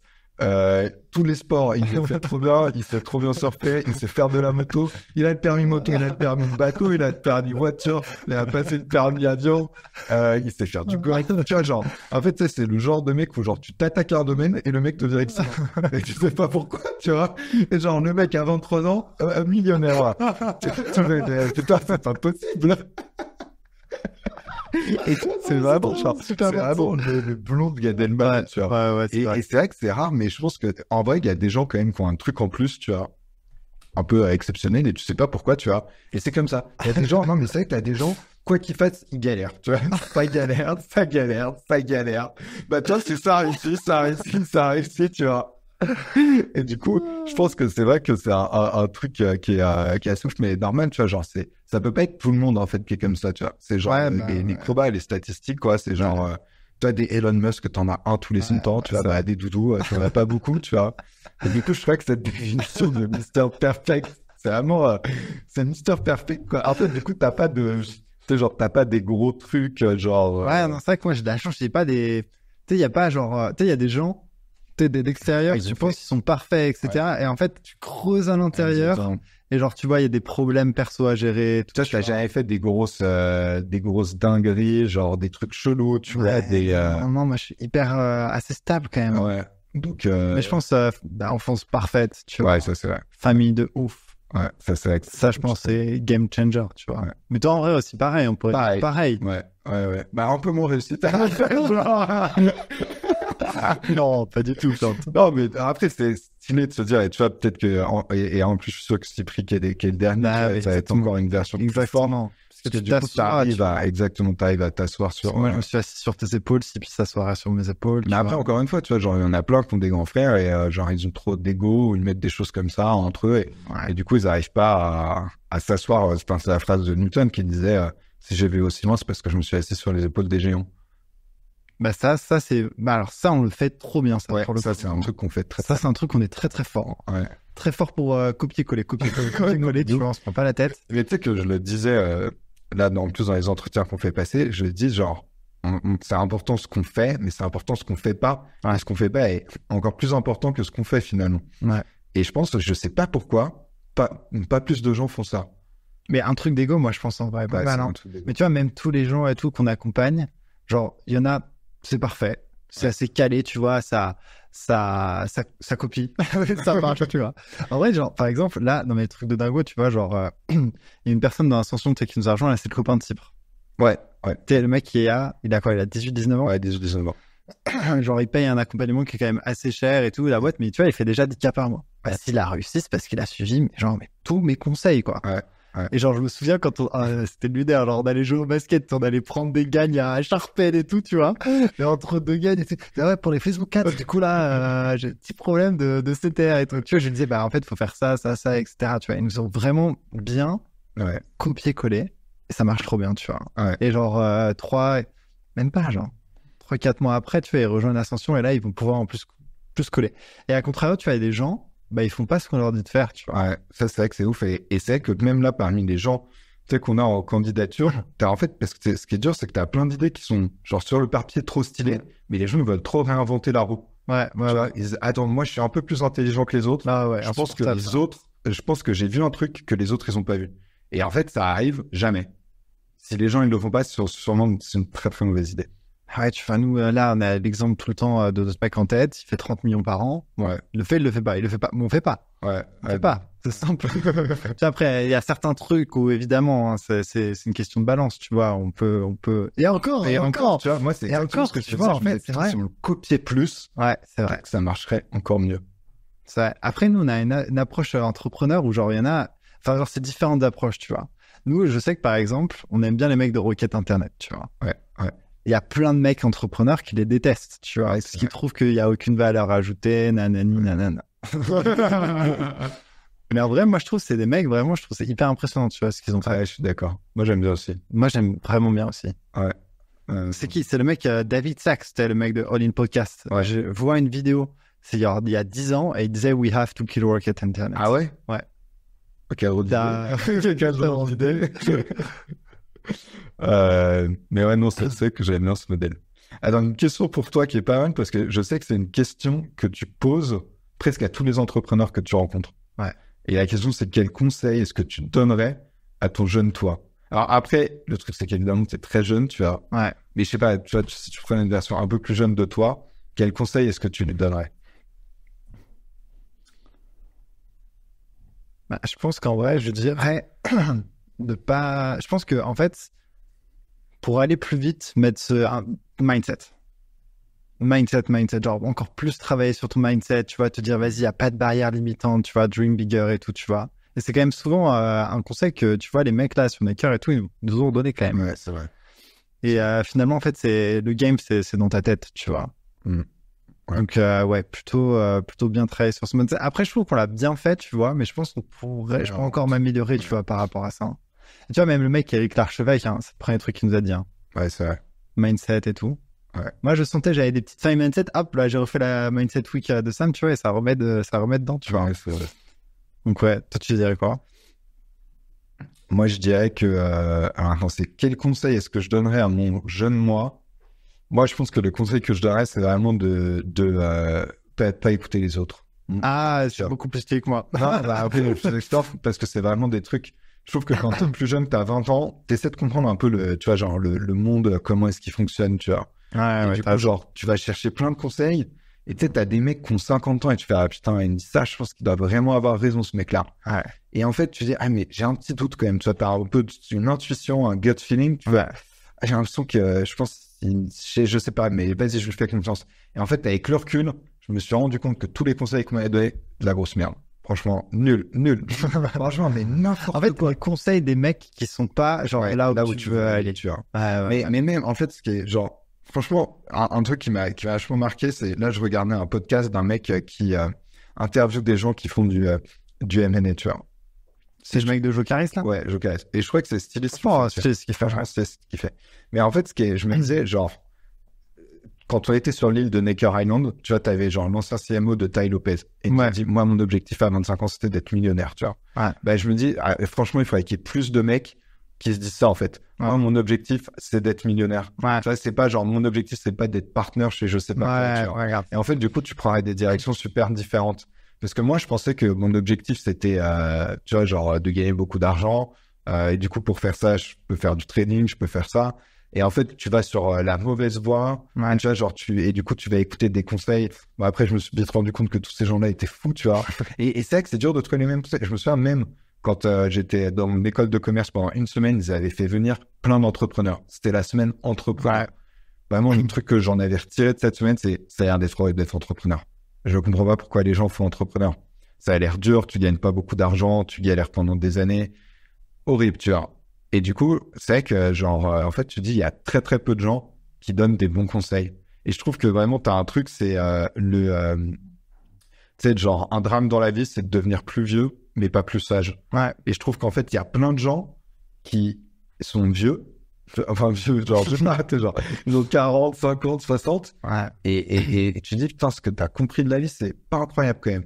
Et des fois, quand t'es jeune, du coup, t'as l'impression que c'est arrogant de dire ça. Et en fait, tu dis, j'ai l'impression que... Et franchement, nous, on le voit dans les gens qu'on a au téléphone. Des fois, tu fais, mais t'as quand même fait n'importe quoi avec ta vie, tu vois. Genre, toutes les décisions que t'as prises, c'était n'importe quoi. Ouais. Et du coup, c'est vrai que t'as plein de gens... Et en plus, les gens adorent donner des conseils. Ça, c'est un truc de ouf, tu vois. Ah, ça, c'est genre un truc de ouf. Moi, de toute façon, j'écoute que les mecs qui font plus que... Bah ouais, c'est un truc super simple. Enfin, ouais, ou plus que moi en termes business, ou qui sont... Tu vois, Lou. Ouais, notre coach fitness. C'est différent, tu vois. Mais voilà, encore que, tu vois, lui, je pense qu'il est millionnaire quand même. Ouais, je pense carrément. Ouais, large, tu vois. Large, très large. Ouais, je pense qu'il a donc quand même ultra successful. Ouais, c'est vrai, hyper successful. Donc tu vois, c'est pas n'importe quel coach fitness, tu vois. Si t'écoutais genre le coach fitness ouh là là, qui est en tête.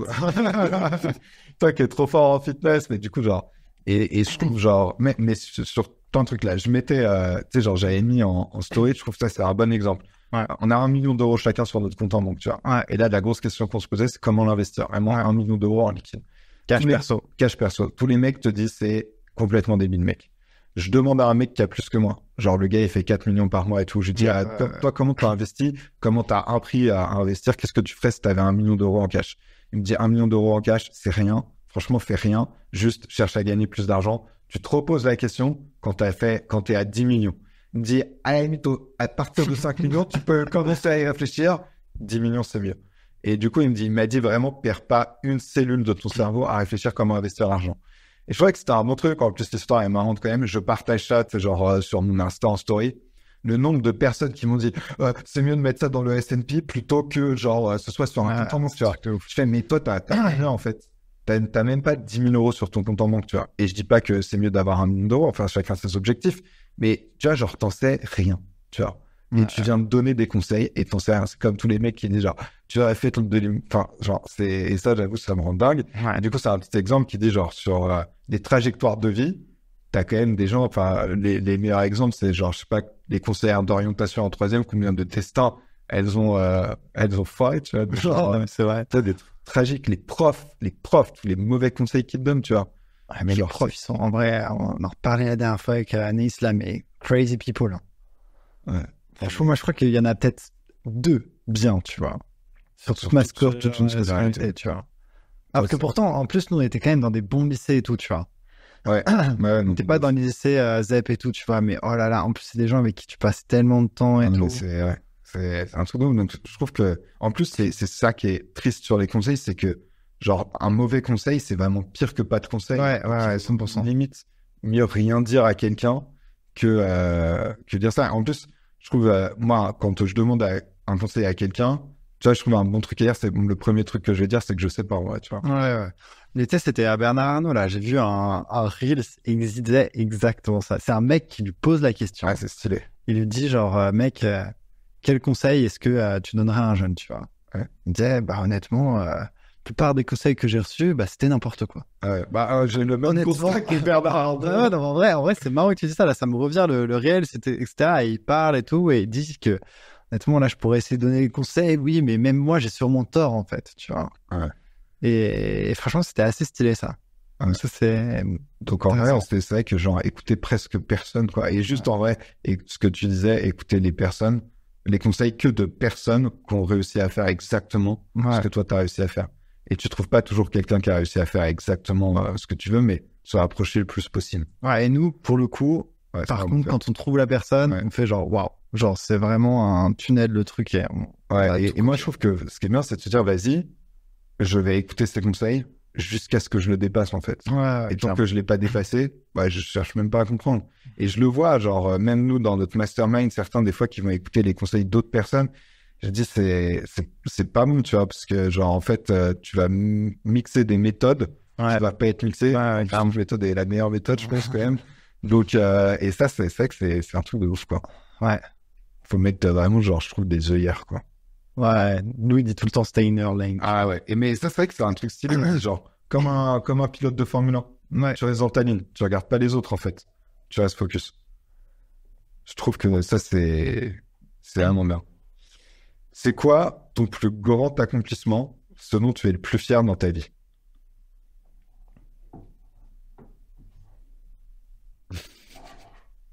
Enfin, qu'est-ce que ça... Toi, tu vas faire comme Joko Willink. Tu vois ou pas, les Navy Seals? Genre, tu lui poses une question, il reste toujours genre 5 secondes, tu vois. Il réfléchit, c'est pas des... C'est ça, j'arrive à mieux le faire, tu vois, en vrai, qu'avant. Il y a un entretien, en vrai, c'est pas mal et tout. Tu sais, Anaïs, en plus, ce qui est marrant, c'est que je travaille comme ça, tu sais, l'ordinateur externe, Anaïs, elle est juste à côté de moi, tu vois. Et ça, en vrai, c'est marrant, tu vois. Elle me dit, putain, c'est incroyable. En fait, j'ai l'impression que je sors avec 3 personnes différentes. Ah, c'est énorme. Ouais, en fait, genre, mais elle me dit quand même ancré, tu vois. Mais genre, t'as vraiment la personne entrepreneur, tu vois, qui va diriger la boîte, etc. Ouais. Ou genre, tu sais, genre, quand je vais parler en entretien, je vais être assez posé. Ouais. Je vais faire des blancs, tu vois. Je vais être hyper présent, machin. J'ai la personne un peu avec ma famille. Ouais. Et après, j'ai la personne avec elle. Elle me dit, toutes ces personnes sont très, très proches. Mais quand même, il y a des petites différences, tu vois. C'est énorme. Mais après, normal, tu vois, t'es...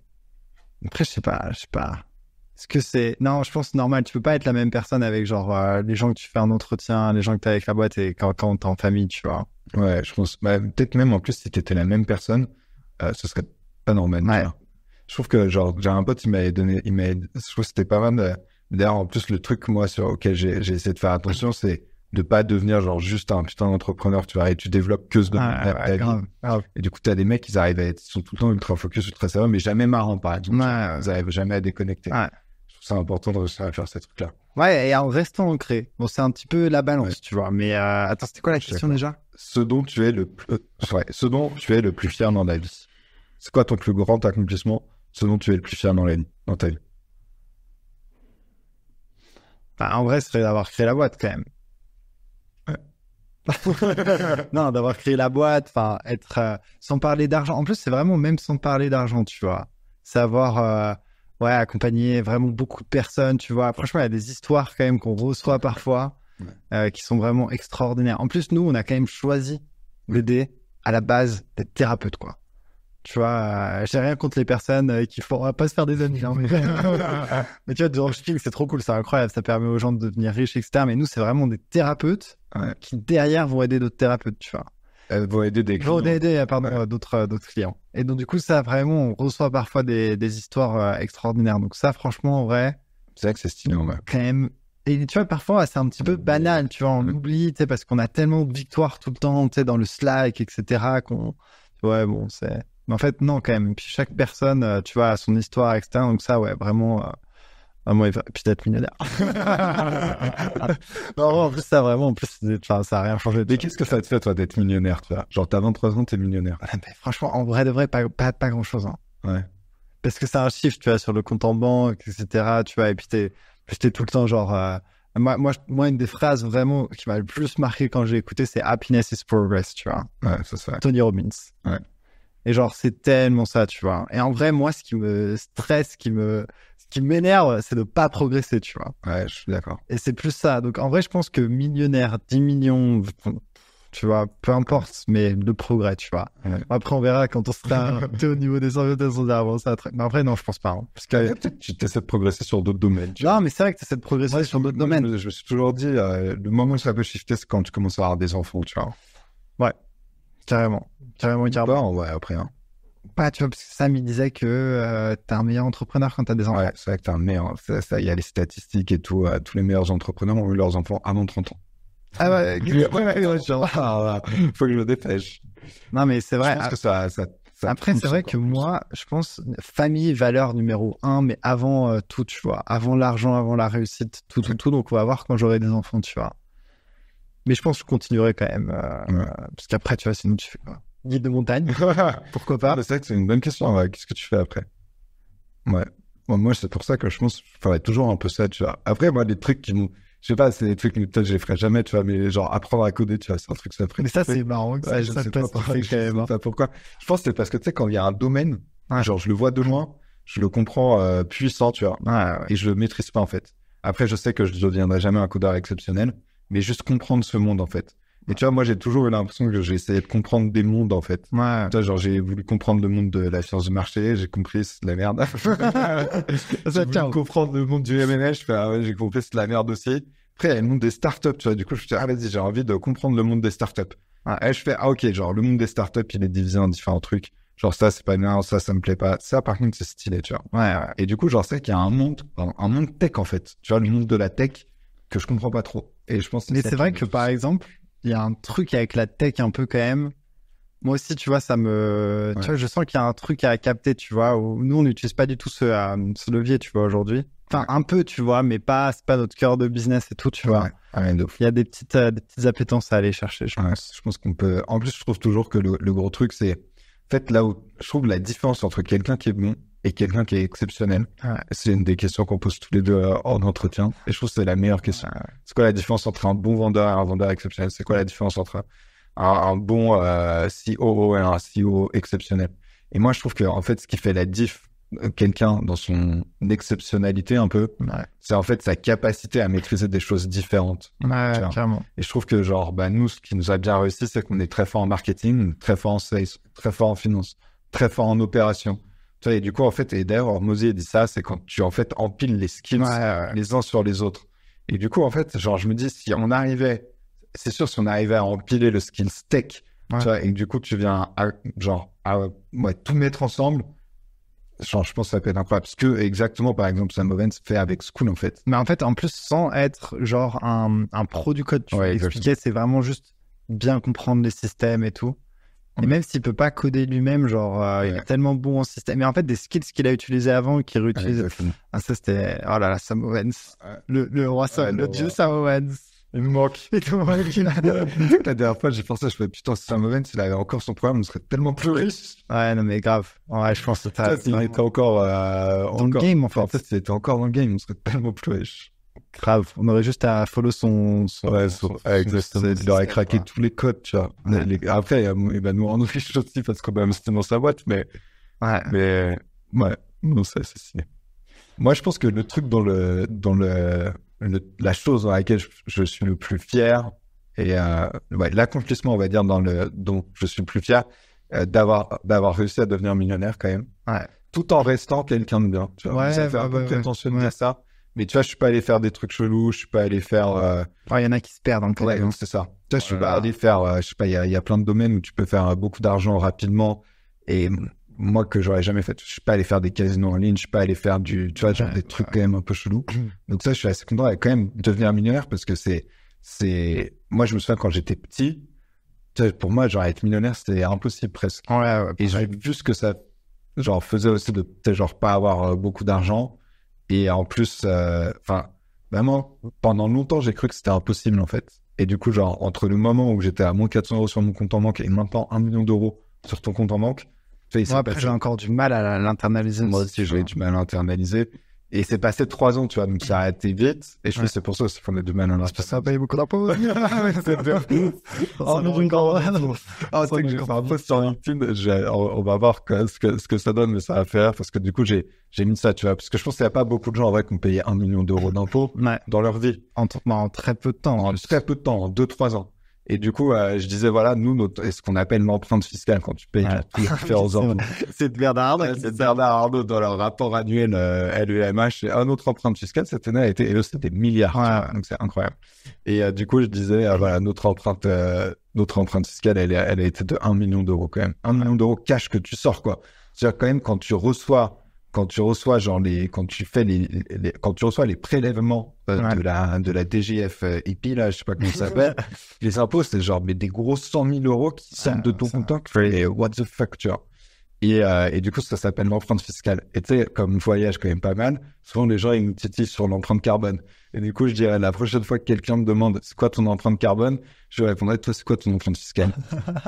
C'est pas mal, non? C'est pas mal, ouais. Ah, c'est énorme. J'avoue, c'est une bataille d'empreinte. Qui c'est qui a la meilleure empreinte, tu vois. Tu penses quoi, toi, des impôts quand t'es en France? Alors, en plus, c'est exactement ce que je mets dans le post, tu vois. Je dis vraiment, genre, je dis, en fait, je dis pas que c'est bien, je dis pas que c'est pas bien, je dis juste que c'est comme ça, tu vois. Ouais. Et du coup, je dis, je suis pas content de les avoir payés. C'est comme ça, en fait, le game, il est fait comme ça. On a accepté de le jouer. Ouais. Voilà. On n'est jamais allé faire des optimisations fiscales complexes et cheloues. Ouais, C'est-à-dire que le game, il est simple, tu vois. Alors, tu veux payer des impôts, tu restes en France. Ouais. Tu veux payer d'impôts, tu vas à Dubaï, tu vois. Ouais, tu fais pas des trucs chelous. Et nous, je pense que c'est un truc qu'on a toujours bien fait. Tu sais, genre, tu vois un obstacle, tu tournes pas autour de l'obstacle. Ouais. Et du coup, tu dis, ah, ok, non, en fait, si vraiment ça me saoule de payer des impôts, bah, je fais des changements qui vont avec, tu vois. Et c'est qu'à un moment, on avait fait, tu sais, quand on faisait l'école avec les experts comptables, les avocats fiscalistes, tu sais, du coup, ils expliquaient les niches et tout, et genre, un mec, il nous avait dit, ah, vous pouvez acheter un immeuble, il y aura un carrefour, et tout, t'imagines, en fait, c'est un carrefour et tout. Ouais, je sais, mais on avait failli le faire, hein, ça. On avait failli le faire. Oh, si on avait fait ça, comme ça aurait tout l'enfer. Et donc, ouais, moi, après, je pense évidemment, après, je trouve les gens, ils clashent trop la France, tu vois. Ouais, à dire on adore la gérer France, n'importe comment et tout. C'est-à-dire, tous les pays sont pas gérés. J'en sais rien, en plus. Est-ce qu'ils sont bien gérés? Est-ce qu'ils sont pas bien gérés? Je sais pas, tu vois. En plus, en vrai, en France, tu payes beaucoup d'impôts, c'est vrai. Mais dans les autres pays, genre, tu vas en Allemagne, tu vas en Espagne, tu vas en Italie. En Europe, c'est similaire. En Europe, c'est quand même très similaire. Aux États-Unis, c'est mieux. Ouais. Mais tu payes quand même, genre. Mais tu payes quand même grave des impôts. Tu vois. T'habites en Californie, enfin, genre, bah ouais, c'est énorme. Tu vois, genre, le taux de taxe, genre, quand tu mets tout ensemble, tu vois, t'es sur des 30%, des trucs comme ça. Donc, ouais. Après, c'est vrai qu'ils ont des trucs, des systèmes, si tu vas à Puerto Rico, des trucs comme ça. Selon les États. Je pense qu'il y a plus de choses à faire. Il y a plus de choses à faire, clairement. Mais bon, en vrai, bah voilà, après la France. On n'est pas taxé sur le passeport, déjà, c'est pas mal. Mais tu sais qu'ils pourraient avoir cette idée-là. Je crois qu'en Belgique, ils commençaient à le faire, justement. Ouais, c'est vrai que j'ai vu passer un truc. J'avais vu passer des trucs comme ça. Ouais. Ciao. Tu pourrais enlever la nationalité française ou pas? Ouais, c'est chaud quand même. Ouais, jamais de la vie, moi, je pense. Ah ouais, renoncer à la nationalité française. Elle est trop forte, cette nationalité. Ouais. Donc, voilà, mesdames, je suis en train de repenser au mec là que j'avais fait passer en entretien qui avait pété un câble, tu sais, sur Dubaï, etc. Parce que les gens, en France, ils ont une image de Dubaï, mais genre, t'as l'impression que c'est un repère de narcotrafiquant, le truc. En plus, à chaque fois, tu sais, que là, tu sais, je regardais d'argent et de sort tout le temps Dubaï. Toutes les séries françaises. Là, il y a eu un cache d'investigation sur Dubaï, là, le copy trading. Bon, après, j'avoue, le copy trading, c'est vraiment abusé quand même. C'est vraiment sale ce qu'ils font. Mais là, tu sais, Dubaï, 3 fois, Elise Ducel va 3 fois à Dubaï. Voilà, ça donne une image de l'enfer. D'argent de sang, ils vont à Dubaï. La fièvre, c'est la nouvelle canal. Ils vont à Dubaï. Et vraiment, parfois, à Dubaï, c'est genre des escortes, des narcotrafiquants. Mais alors qu'en plus, nous, on voit pas du tout cette image. Genre, franchement, il y a des gens, mais tellement talentueux ici, c'est de ouf. Voilà, la talent density de Dubaï, elle est très très élevée. Moi, je trouve que tu rencontres des gens que tu rencontrerais jamais ailleurs. Tu vois, c'est un peu, c'est genre, j'ai écouté ça dans une vidéo, un mec qui disait à Dubaï, il y a des Pokémon rares, tu vois. Ouais. En fait, c'est des gens que tu les retrouves pas en Californie, tu les trouves nulle part, en fait, et bah, tu vois, un peu comme nous, en vrai. Ouais. Tu vois, genre, t'es entre des mondes. Ouais. T'es pas complètement tech, t'es pas une startup, genre, 100%. qui a levé des millions. Ouais. T'es pas un entrepreneur classique non plus. Ouais. Tu vois, Dubaï. Ouais, c'est ça, hein. Et donc, ouais, c'est. Non, mais moi, je suis d'accord avec toi, tu vois, sur les impôts, c'est comme ça, tu vois, c'est le prix à payer pour vivre en France. Ouais, exactement. Et peut-être qu'un jour, tu vois, enfin, très certainement. Je sais pas. C'est ça, comment tu le prices, en fait. Comment tu le prices, tu vois, nous, on s'est dit, franchement, on a payé 1 million d'euros en 2 ans, ça vaut pas le coup quand même. Ouais, non. Tu vois, c'est trop cher, en fait. Ouais. Et peut-être que voilà, après on pourrait y retourner à d'autres moments. Voilà. Ouais, après, en gros, tu sais, c'est des moves qui sont risqués quand même et tout. Ouais, Tu c'est prends le risque. Et puis, ouais, non, c'est toujours. Non, mais après, c'est vrai que je pense, en fait, c'est dur de critiquer le gouvernement parce que je pense, moi, j'ai l'impression de tout le temps, tout le monde critique ça, toujours, tu vois. Et ce sera jamais bien. Ça changera jamais. Et ça changera jamais. Après, les gens qui me disent, ouais, je suis content de payer mes impôts. Bon, bah, c'est bien pour toi, tu vois, mais c'est ce que je te dis. Par contre, moi, ce que j'aime pas, c'est avoir les gens tu sais, qui viennent, qui disent, ah, Dubaï, tu payes plus tes impôts, etc. Mais je me dis, mais go fuck yourself. Tu vois, parce que vas-y, genre, je sais pas, moi, 22 ans, tu vois, et genre, je pense que j'ai payé, du coup, 500 000, tu vois. Je pense plus que la majorité des Français paieront dans toute leur vie, tu vois. Ouais, je suis d'accord. Et donc, du coup, ça c'est... Ouais. Ça, moi, je trouve que ça, mais quand quelqu'un te dit, tu veux pas payer tes impôts, tu dis, ouais, bah, toi, t'as payé combien, en fait? Ouais, exactement. Et tu sais, genre, je pense que quand t'as pas beaucoup d'argent, moi, je me souviens, j'avais un prof en physique, tu vois, en terminale. Il disait ça parce qu'il était très à gauche. Et il disait, bah, franchement, les gens riches, bon, déjà, ils sont riches, tu vois, qu'est-ce que ça peut leur faire de payer plus d'impôts, tu vois? Et tu dis, ouais, c'est, dans le fond, pas bête comme raisonnement. Et en fait, après, quand tu sors vraiment l'argent, je pense que n'importe qui changerait d'avis, tu vois. 100%. En plus, c'est pas genre 2% des gens les plus riches en France payent pour genre 40%. Genre, il y a des délires comme ça. Je suis pas sûr des stats, mais il y a des dingueries. Bref, on a plus ce problème-là. Et je suis bien content de plus l'avoir. Ah, non, mais de ouf. Attends, qu'est-ce qu'on peut faire comme question un peu stylée? Ah, vas-y, c'est pas mal, ça. C'est un peu une question émotion, Doudou. C'est quand la dernière fois que tu as pleuré devant quelqu'un d'autre? Alors, en vrai, déjà, je me souviens tout seul. En vrai, c'était il y a pas si longtemps, hein. C'était, je pense, je reviens de France, et la boîte, c'était le chaos. C'était là, je sors, je reviens de France tranquille. Enfin, non, c'est pas tranquille parce que je savais qu'il y avait tout ce chaos dans la boîte. Là, je mets l'habit de pompier, tu vois. Okay, je prends l'extincteur et tout. Et genre, je passe la journée là, je fais, wow, putain, ouais, c'était intense aujourd'hui et tout. Et tu sais, tu sors un peu, t'es un peu éclaté, tu vois. Et en plus, j'avais passé 10 jours avec la famille, avec ma copine, etc. Là, tu reviens à Dubaï dans le temple du travail, tu vois. Et là, genre, la nuit, tu vois, genre, avant de me coucher, je sais pas, je commence à pleurer, tu vois. Et là, je suis, oh putain, attends, qu'est-ce qui se passe? Ça m'est jamais arrivé de toute ma life, tu vois. Et genre, trop bizarre, j'arrivais pas à arrêter de pleurer. Ah oui, non. En plus, tu m'avais raconté ça le lendemain, je fais merde. Putain, tu vois, je t'ai dit, attends, là, il y a. Du coup, ouais, mais en vrai, en plus, je me regarde et tout dans le miroir, mais je sais même pas pourquoi je pleure, je suis même pas triste. Tu sais, c'est genre vraiment, je pense que ton corps, il évacue et tout, tu vois. Ouais. Et après, je sais plus, le lendemain, j'avais parlé à Lou et tout, et j'avais dit, il m'a dit, oh, it's okay, don't worry, il m'avait dit, t'inquiète, ça va le faire. Je pense que c'était ça la dernière fois, en vrai, hein. Donc, c'était la semaine dernière. Non, mais avant ça, par contre, je pense que c'était à 3 ans, tu vois. Ouais. Donc, il y a vraiment longtemps. Ouais. Et toi? Alors, moi, je pense que la dernière fois que j'ai pleuré devant quelqu'un d'autre, non, de tout seul. La première fois que j'ai pleuré tout seul. La première fois, la dernière fois. La dernière fois que j'ai pleuré tout seul, c'était quand, je m'en souviens, c'était il y a assez longtemps quand même. C'était les premiers mois après que la boîte allait marcher, tu vois. Genre, tu sais, genre, on avait commencé tous les deux, genre en août, etc.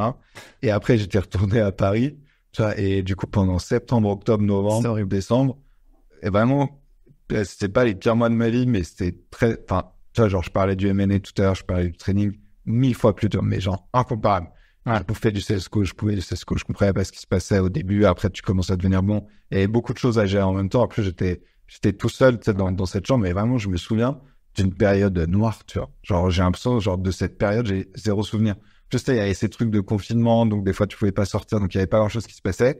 Je me souviens juste du noir, et je me souviens, genre, c'était juste le jour avant les vacances, donc c'était la première fois que j'arrêtais, et du coup, genre, je repense à, tu sais, genre, tous ces derniers mois, et surtout, c'était dans la chambre où, genre, un an avant, tu vois, j'étais vraiment à zéro, genre, pas d'argent, moins 400 €. Et là, on avait fait le premier mois peut-être à 30 000 €. Et du coup, genre, j'étais pleuré de joie. En fait, même pas, parce que du coup, tu vois, genre, j'étais trop content, mais tu vois, genre, j'avais fait comme une rétrospective et j'étais ému, en fait. Tu vois, genre, en fait, je pense que c'était comme toi, un mix de plein d'émotions. J'étais ému j'étais fatigué, surtout très fatigué, ému. Tu vois, et je repensais à mon mois d'avant, et je me disais, putain, c'est stylé ce que tu as réussi à faire, mais qu'est-ce que c'était dur, tu vois. Ouais. Vraiment, et du coup, genre, je repensais à tout ça, je repensais à moi plus jeune, Ouais. et genre, vraiment, et je me disais, ah, putain, c'était dur, quoi, c'était vraiment dur. Et je me dis, putain, les gens, enfin, tu vois, je me suis dit, on a réussi, mais en plus, je trouve que, tu sais, la barrière entre le succès et l'échec est parfois super fine. Et du coup, je me suis fait basculer du mauvais côté quand même. Ouais, Et du coup, là, on a basculé du bon côté. Je me dis, c'est vraiment chaud de réussir, ouais, tu vois. Et vraiment, genre là, je m'étais dit, c'est vraiment chaud. Maintenant, c'est différent, tu vois. Il y a les gens qui rejoignent notre mastermind où c'est quand même beaucoup plus facile. Beaucoup plus Et on n'avait pas tous ces trucs-là, on n'avait pas tous ces outils, on n'avait pas toutes ces connaissances. Et du coup, je me suis rajouté face à mon Mac, tu vois. Et en plus, en fait, j'écrivais un article de bilan, tu vois, de bilan sur mon année pour moi-même un peu. Et ouais, je me suis mis à pleurer. Et attends, il y avait pas une fois aussi où tu sais, t'avais pris l'avion pour aller au Maroc, là, je sais pas trop quoi. Non, t'étais ému plutôt. Ah, c'est vrai, t'as raison. Bah oui, c'était ça les dernières fois. Ah, il m'a eu. Comme je connais que t'as vu toi-même. De ouf. Ouais, c'est vrai que c'était ça. Après, il y a différents types de pleurs. Il y a non, mais c'était stylé cette fois-ci. Tu vois. Ouais. Larmes, tu vois. Ouais, mais c'est vrai que ça venait d'arriver à Dubaï et je partais en vacances. Ouais. Et on était sur un niveau de succès, genre, vraiment beaucoup plus élevé. En plus, là, ça allait être une semaine de vacances vraiment super chouette. Et je me suis dit, ah, vas-y, là, je crois, dans ma vie, j'ai quand même réalisé beaucoup de choses que je voulais réaliser et que je pensais que jamais je réaliserais. Et en fait, j'écoutais une musique que j'écoutais quand je travaillais, tu sais, genre. C'était laquelle déjà? C'est une pas très connue, Head Song de KG Lambist. Ah, incroyable. Tu vois. Et je me disais vraiment, tu vois, genre quand je travaillais parce que quand j'étais genre dans mes anciens jobs tous les soirs jusqu'à minuit, ça, je travaillais vraiment beaucoup. Et j'écoutais cette musique, je fais, quand tu seras, tu sais, genre, quand tu seras successful, t'écouteras cette musique quand tu seras à Bali, tu vois. T'écouteras cette musique. Et du coup, genre là, j'étais dans l'avion, j'écoutais cette musique et du coup, j'ai repensé à moi, ce gros hustler de l'enfer, tu vois, qui travaillait tout le temps et tout. Et ça avait vachement mieux. C'est vrai que moi aussi, là, j'ai eu des moments où, comme ça, tu étais à Dubaï. En vrai, quand tu passes un niveau de succès, tu vois, et souvent, il y a de la musique, tu vois, dedans. Il y a le facteur musique, t'écoutes une musique ouf et tout. Et moi, plusieurs fois, et toi, à mon bureau, je fais, wow, putain, attends, là, c'est un truc de ouf, quand même, ce qui se passe, hein. Surtout, il y a 6 mois où, tu sais, vraiment, où, genre, ça faisait, genre, comme ça, tu vois. C'est vrai. Moi, c'est un peu plus comme ça. on va refaire partir comme ça. C'est trop bien quand tu avais dit, genre, tu fais ton bilan de fin d'année, et genre, tu me l'avais donné pour que je m'inspire des questions. Et genre, tu avais la question, c'était qu'est-ce qui t'a rendu le plus heureux en 2023? Et t'as mis, quand j'ai fait 204 profits. Ah, putain. Ah ouais, j'étais au max. Profit net. Profit net. Super net. Le super net. Après nos salaires, après tout. Le profit dont personne parle. Ouais, ça c'est vrai. Un jour, on fera un truc, on expliquera bien. Mais je ferai une vidéo YouTube. J'expliquerai ce que c'est, les profits. Parce que ça, c'est les gens, ils donnent jamais le vrai profit. C'était 200K de pur, quoi. Et t'as une mise, genre, après les taxes, après toutes les taxes. Ah ouais, non, c'est vrai. Mais je crois que c'était justement à ce moment-là, en fait. Je regarde les data, je cap. Ok. Ah ouais, c'était fou, ça. Ouais, donc ça, c'est vrai que c'était incroyable. Bon, peut-être une dernière question. Attends, on va essayer de finir. Ah, elles sont bien tes questions, ouais, Quentin. Ah, c'est gentil. Mais je me suis un petit peu donné. Mais grave. J'ai pris un petit peu de temps. Et en plus, il y en a plein d'autres que j'ai pas mis dans le doc, mais qui sont super stylés. Attends, j'aurais bien fait... Attends, non, je voulais une question un peu... Non, je pense qu'on peut prendre une question on peut prendre une question que personne ne posera jamais. Parce que c'est les questions de Marcel Proust. Les gens ne posent pas la question. Proust, ouais. Ils pensent pas à poser les questions de Marcel Proust. C'est quoi la réforme que tu estimes le plus?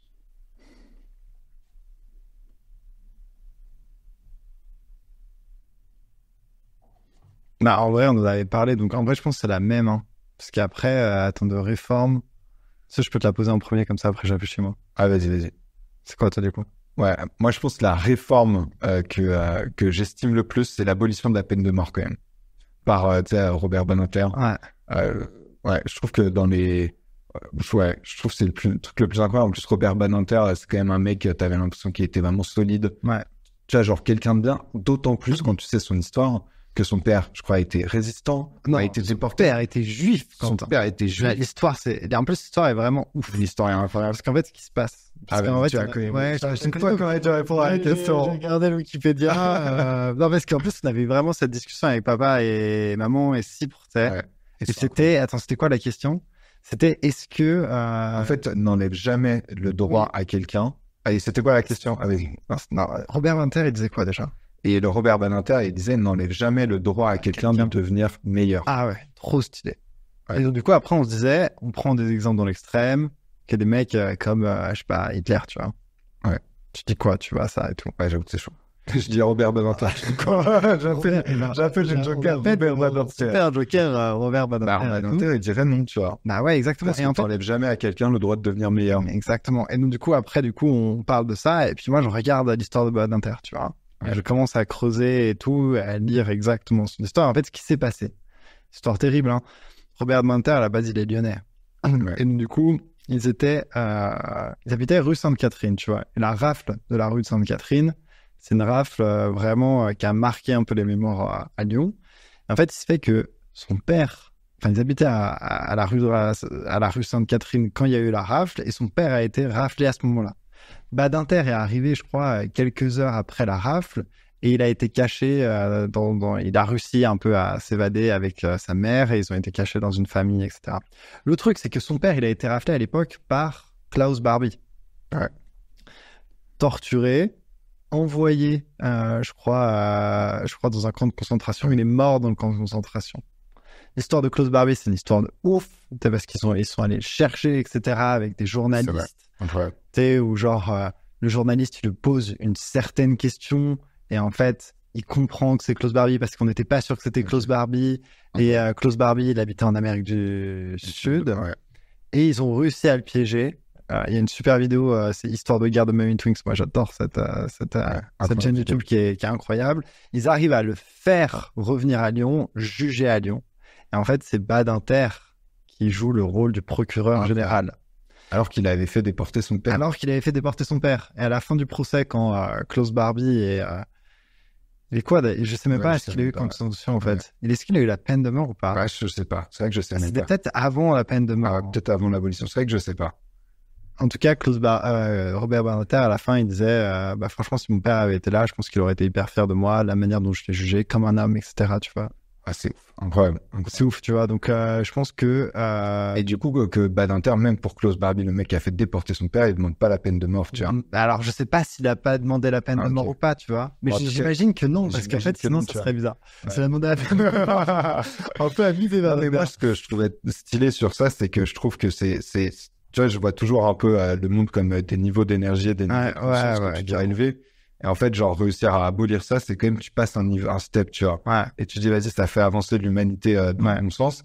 Et cette idée, en plus que, évidemment, il y a des gens qui mériteraient sûrement de mourir, tu vois. Ouais. Mais le truc, c'est que ce qui est important, c'est juste de jamais condamner à tort un innocent. Ouais. Tu sais, c'était Voltaire qui disait ça. Je sais plus, sa phrase, c'était pour, en fait, il vaut mieux qu'il y ait 100 criminels dehors plutôt qu'un innocent en prison. Ouais. En fait, tu prends jamais le risque de tuer quelqu'un qui est innocent. Et le seul moyen de jamais prendre de risque, c'est de se dire, en fait, on tue pas les autres, tu vois. Ouais. Et je trouve aussi, c'est un peu une évolution en termes d'homme, te dire, genre, il y a personne qui a le droit de mort sur toi, tu vois. Et Badinter, en plus, moi, je l'ai découverte avec la mixtape incroyable. Alors là, cette mixtape, elle est extraordinaire. Et tu sais, il y a des phrases qui sont incroyable. Genre, en plus, on écoutait tellement en boucle que Steve, quand il a fait son vision board, genre, le mec, il avait 15 ans, ça, il avait vu un Badinter sur son vision board. Tellement il était fan, quoi. Ça, c'est quand même marrant. Ouais. Donc, toi aussi, ce serait ça la réforme que tu estimes. Ah ouais, en vrai, après, c'est vrai que je connais pas non plus 10 000 réformes. Pas ultra calé en réforme. Hyper calé, mais c'est vrai qu'elle est marquante, celle-là. Et l'homme qui l'a fait, en plus, c'est français, l'homme qui l'a fait derrière, c'est... Après, je trouve que, alors, c'est pas une réforme, mais tu vois, dans un autre domaine, t'as la déclaration d'indépendance des États-Unis. Ouais. Ça, c'est vrai que c'est incroyable, ça. Incroyable. La déclaration. En plus, on n'est pas américain, donc on connaît moins. Ouais. Et tu sais, je trouve que c'est trop stylé, c'est l'histoire de celui qui a écrit la biographie d'Elon Musk. Ouais. Il a aussi écrit la biographie de Benjamin Franklin. Ouais. Et en fait, il disait que c'était dans un podcast où le mec, il lui demande, OK, c'est quoi la team la plus incroyable? Tu penses l'équipe la plus incroyable qui ait jamais existé? tu vois, il prend différents exemples. Tu vois, t'as les teams de Elon Musk, t'as Steve Jobs, tu vois. Genre Steve Jobs et Tony Fadell, Johnny Ive, ça, c'est vrai que c'est des teams stylés. T'as, dans le même domaine, Oppenheimer. Moi, après, c'était pour créer la bombe nucléaire, donc quand même moins ouf. Mais ce qu'il a réussi à faire, ça reste un exploit. Et t'as les groupes de musique, genre les Beats, ça va et tout. Et en fait, t'as le mec, du coup, de Steve Jackson, là, qui a écrit la biographie. Il dit, voilà, tu me parles des gens, c'est stylé, tu vois. Les Beatles, c'est pas mal, mais ils ont écrit Abbey Road, tu vois. Alors, en vrai, l'équipe la plus incroyable, c'est la déclaration d'indépendance des États-Unis. En plus, hyper jeune. Et il disait, et en fait, ce qui est ouf, c'est Benjamin Franklin, il a réussi à réunir Jefferson, je sais plus comment il s'appelait. Washington, des mecs trop forts, mais qui s'entendaient pas du tout. Et il a réussi à leur faire écrire la déclaration d'indépendance des États-Unis. Trop stylé. Et ça, je pense que c'est incroyable. On peut finir là-dessus. Et un podcast assez différent, un peu plus deep, mais franchement, j'espère que les gens ils vont kiffer. Grave. Et s'ils ont des questions intéressantes qu'on n'a pas, ça grave à mettre en commentaire, on répondra. On répondra. On se dit à la prochaine fois.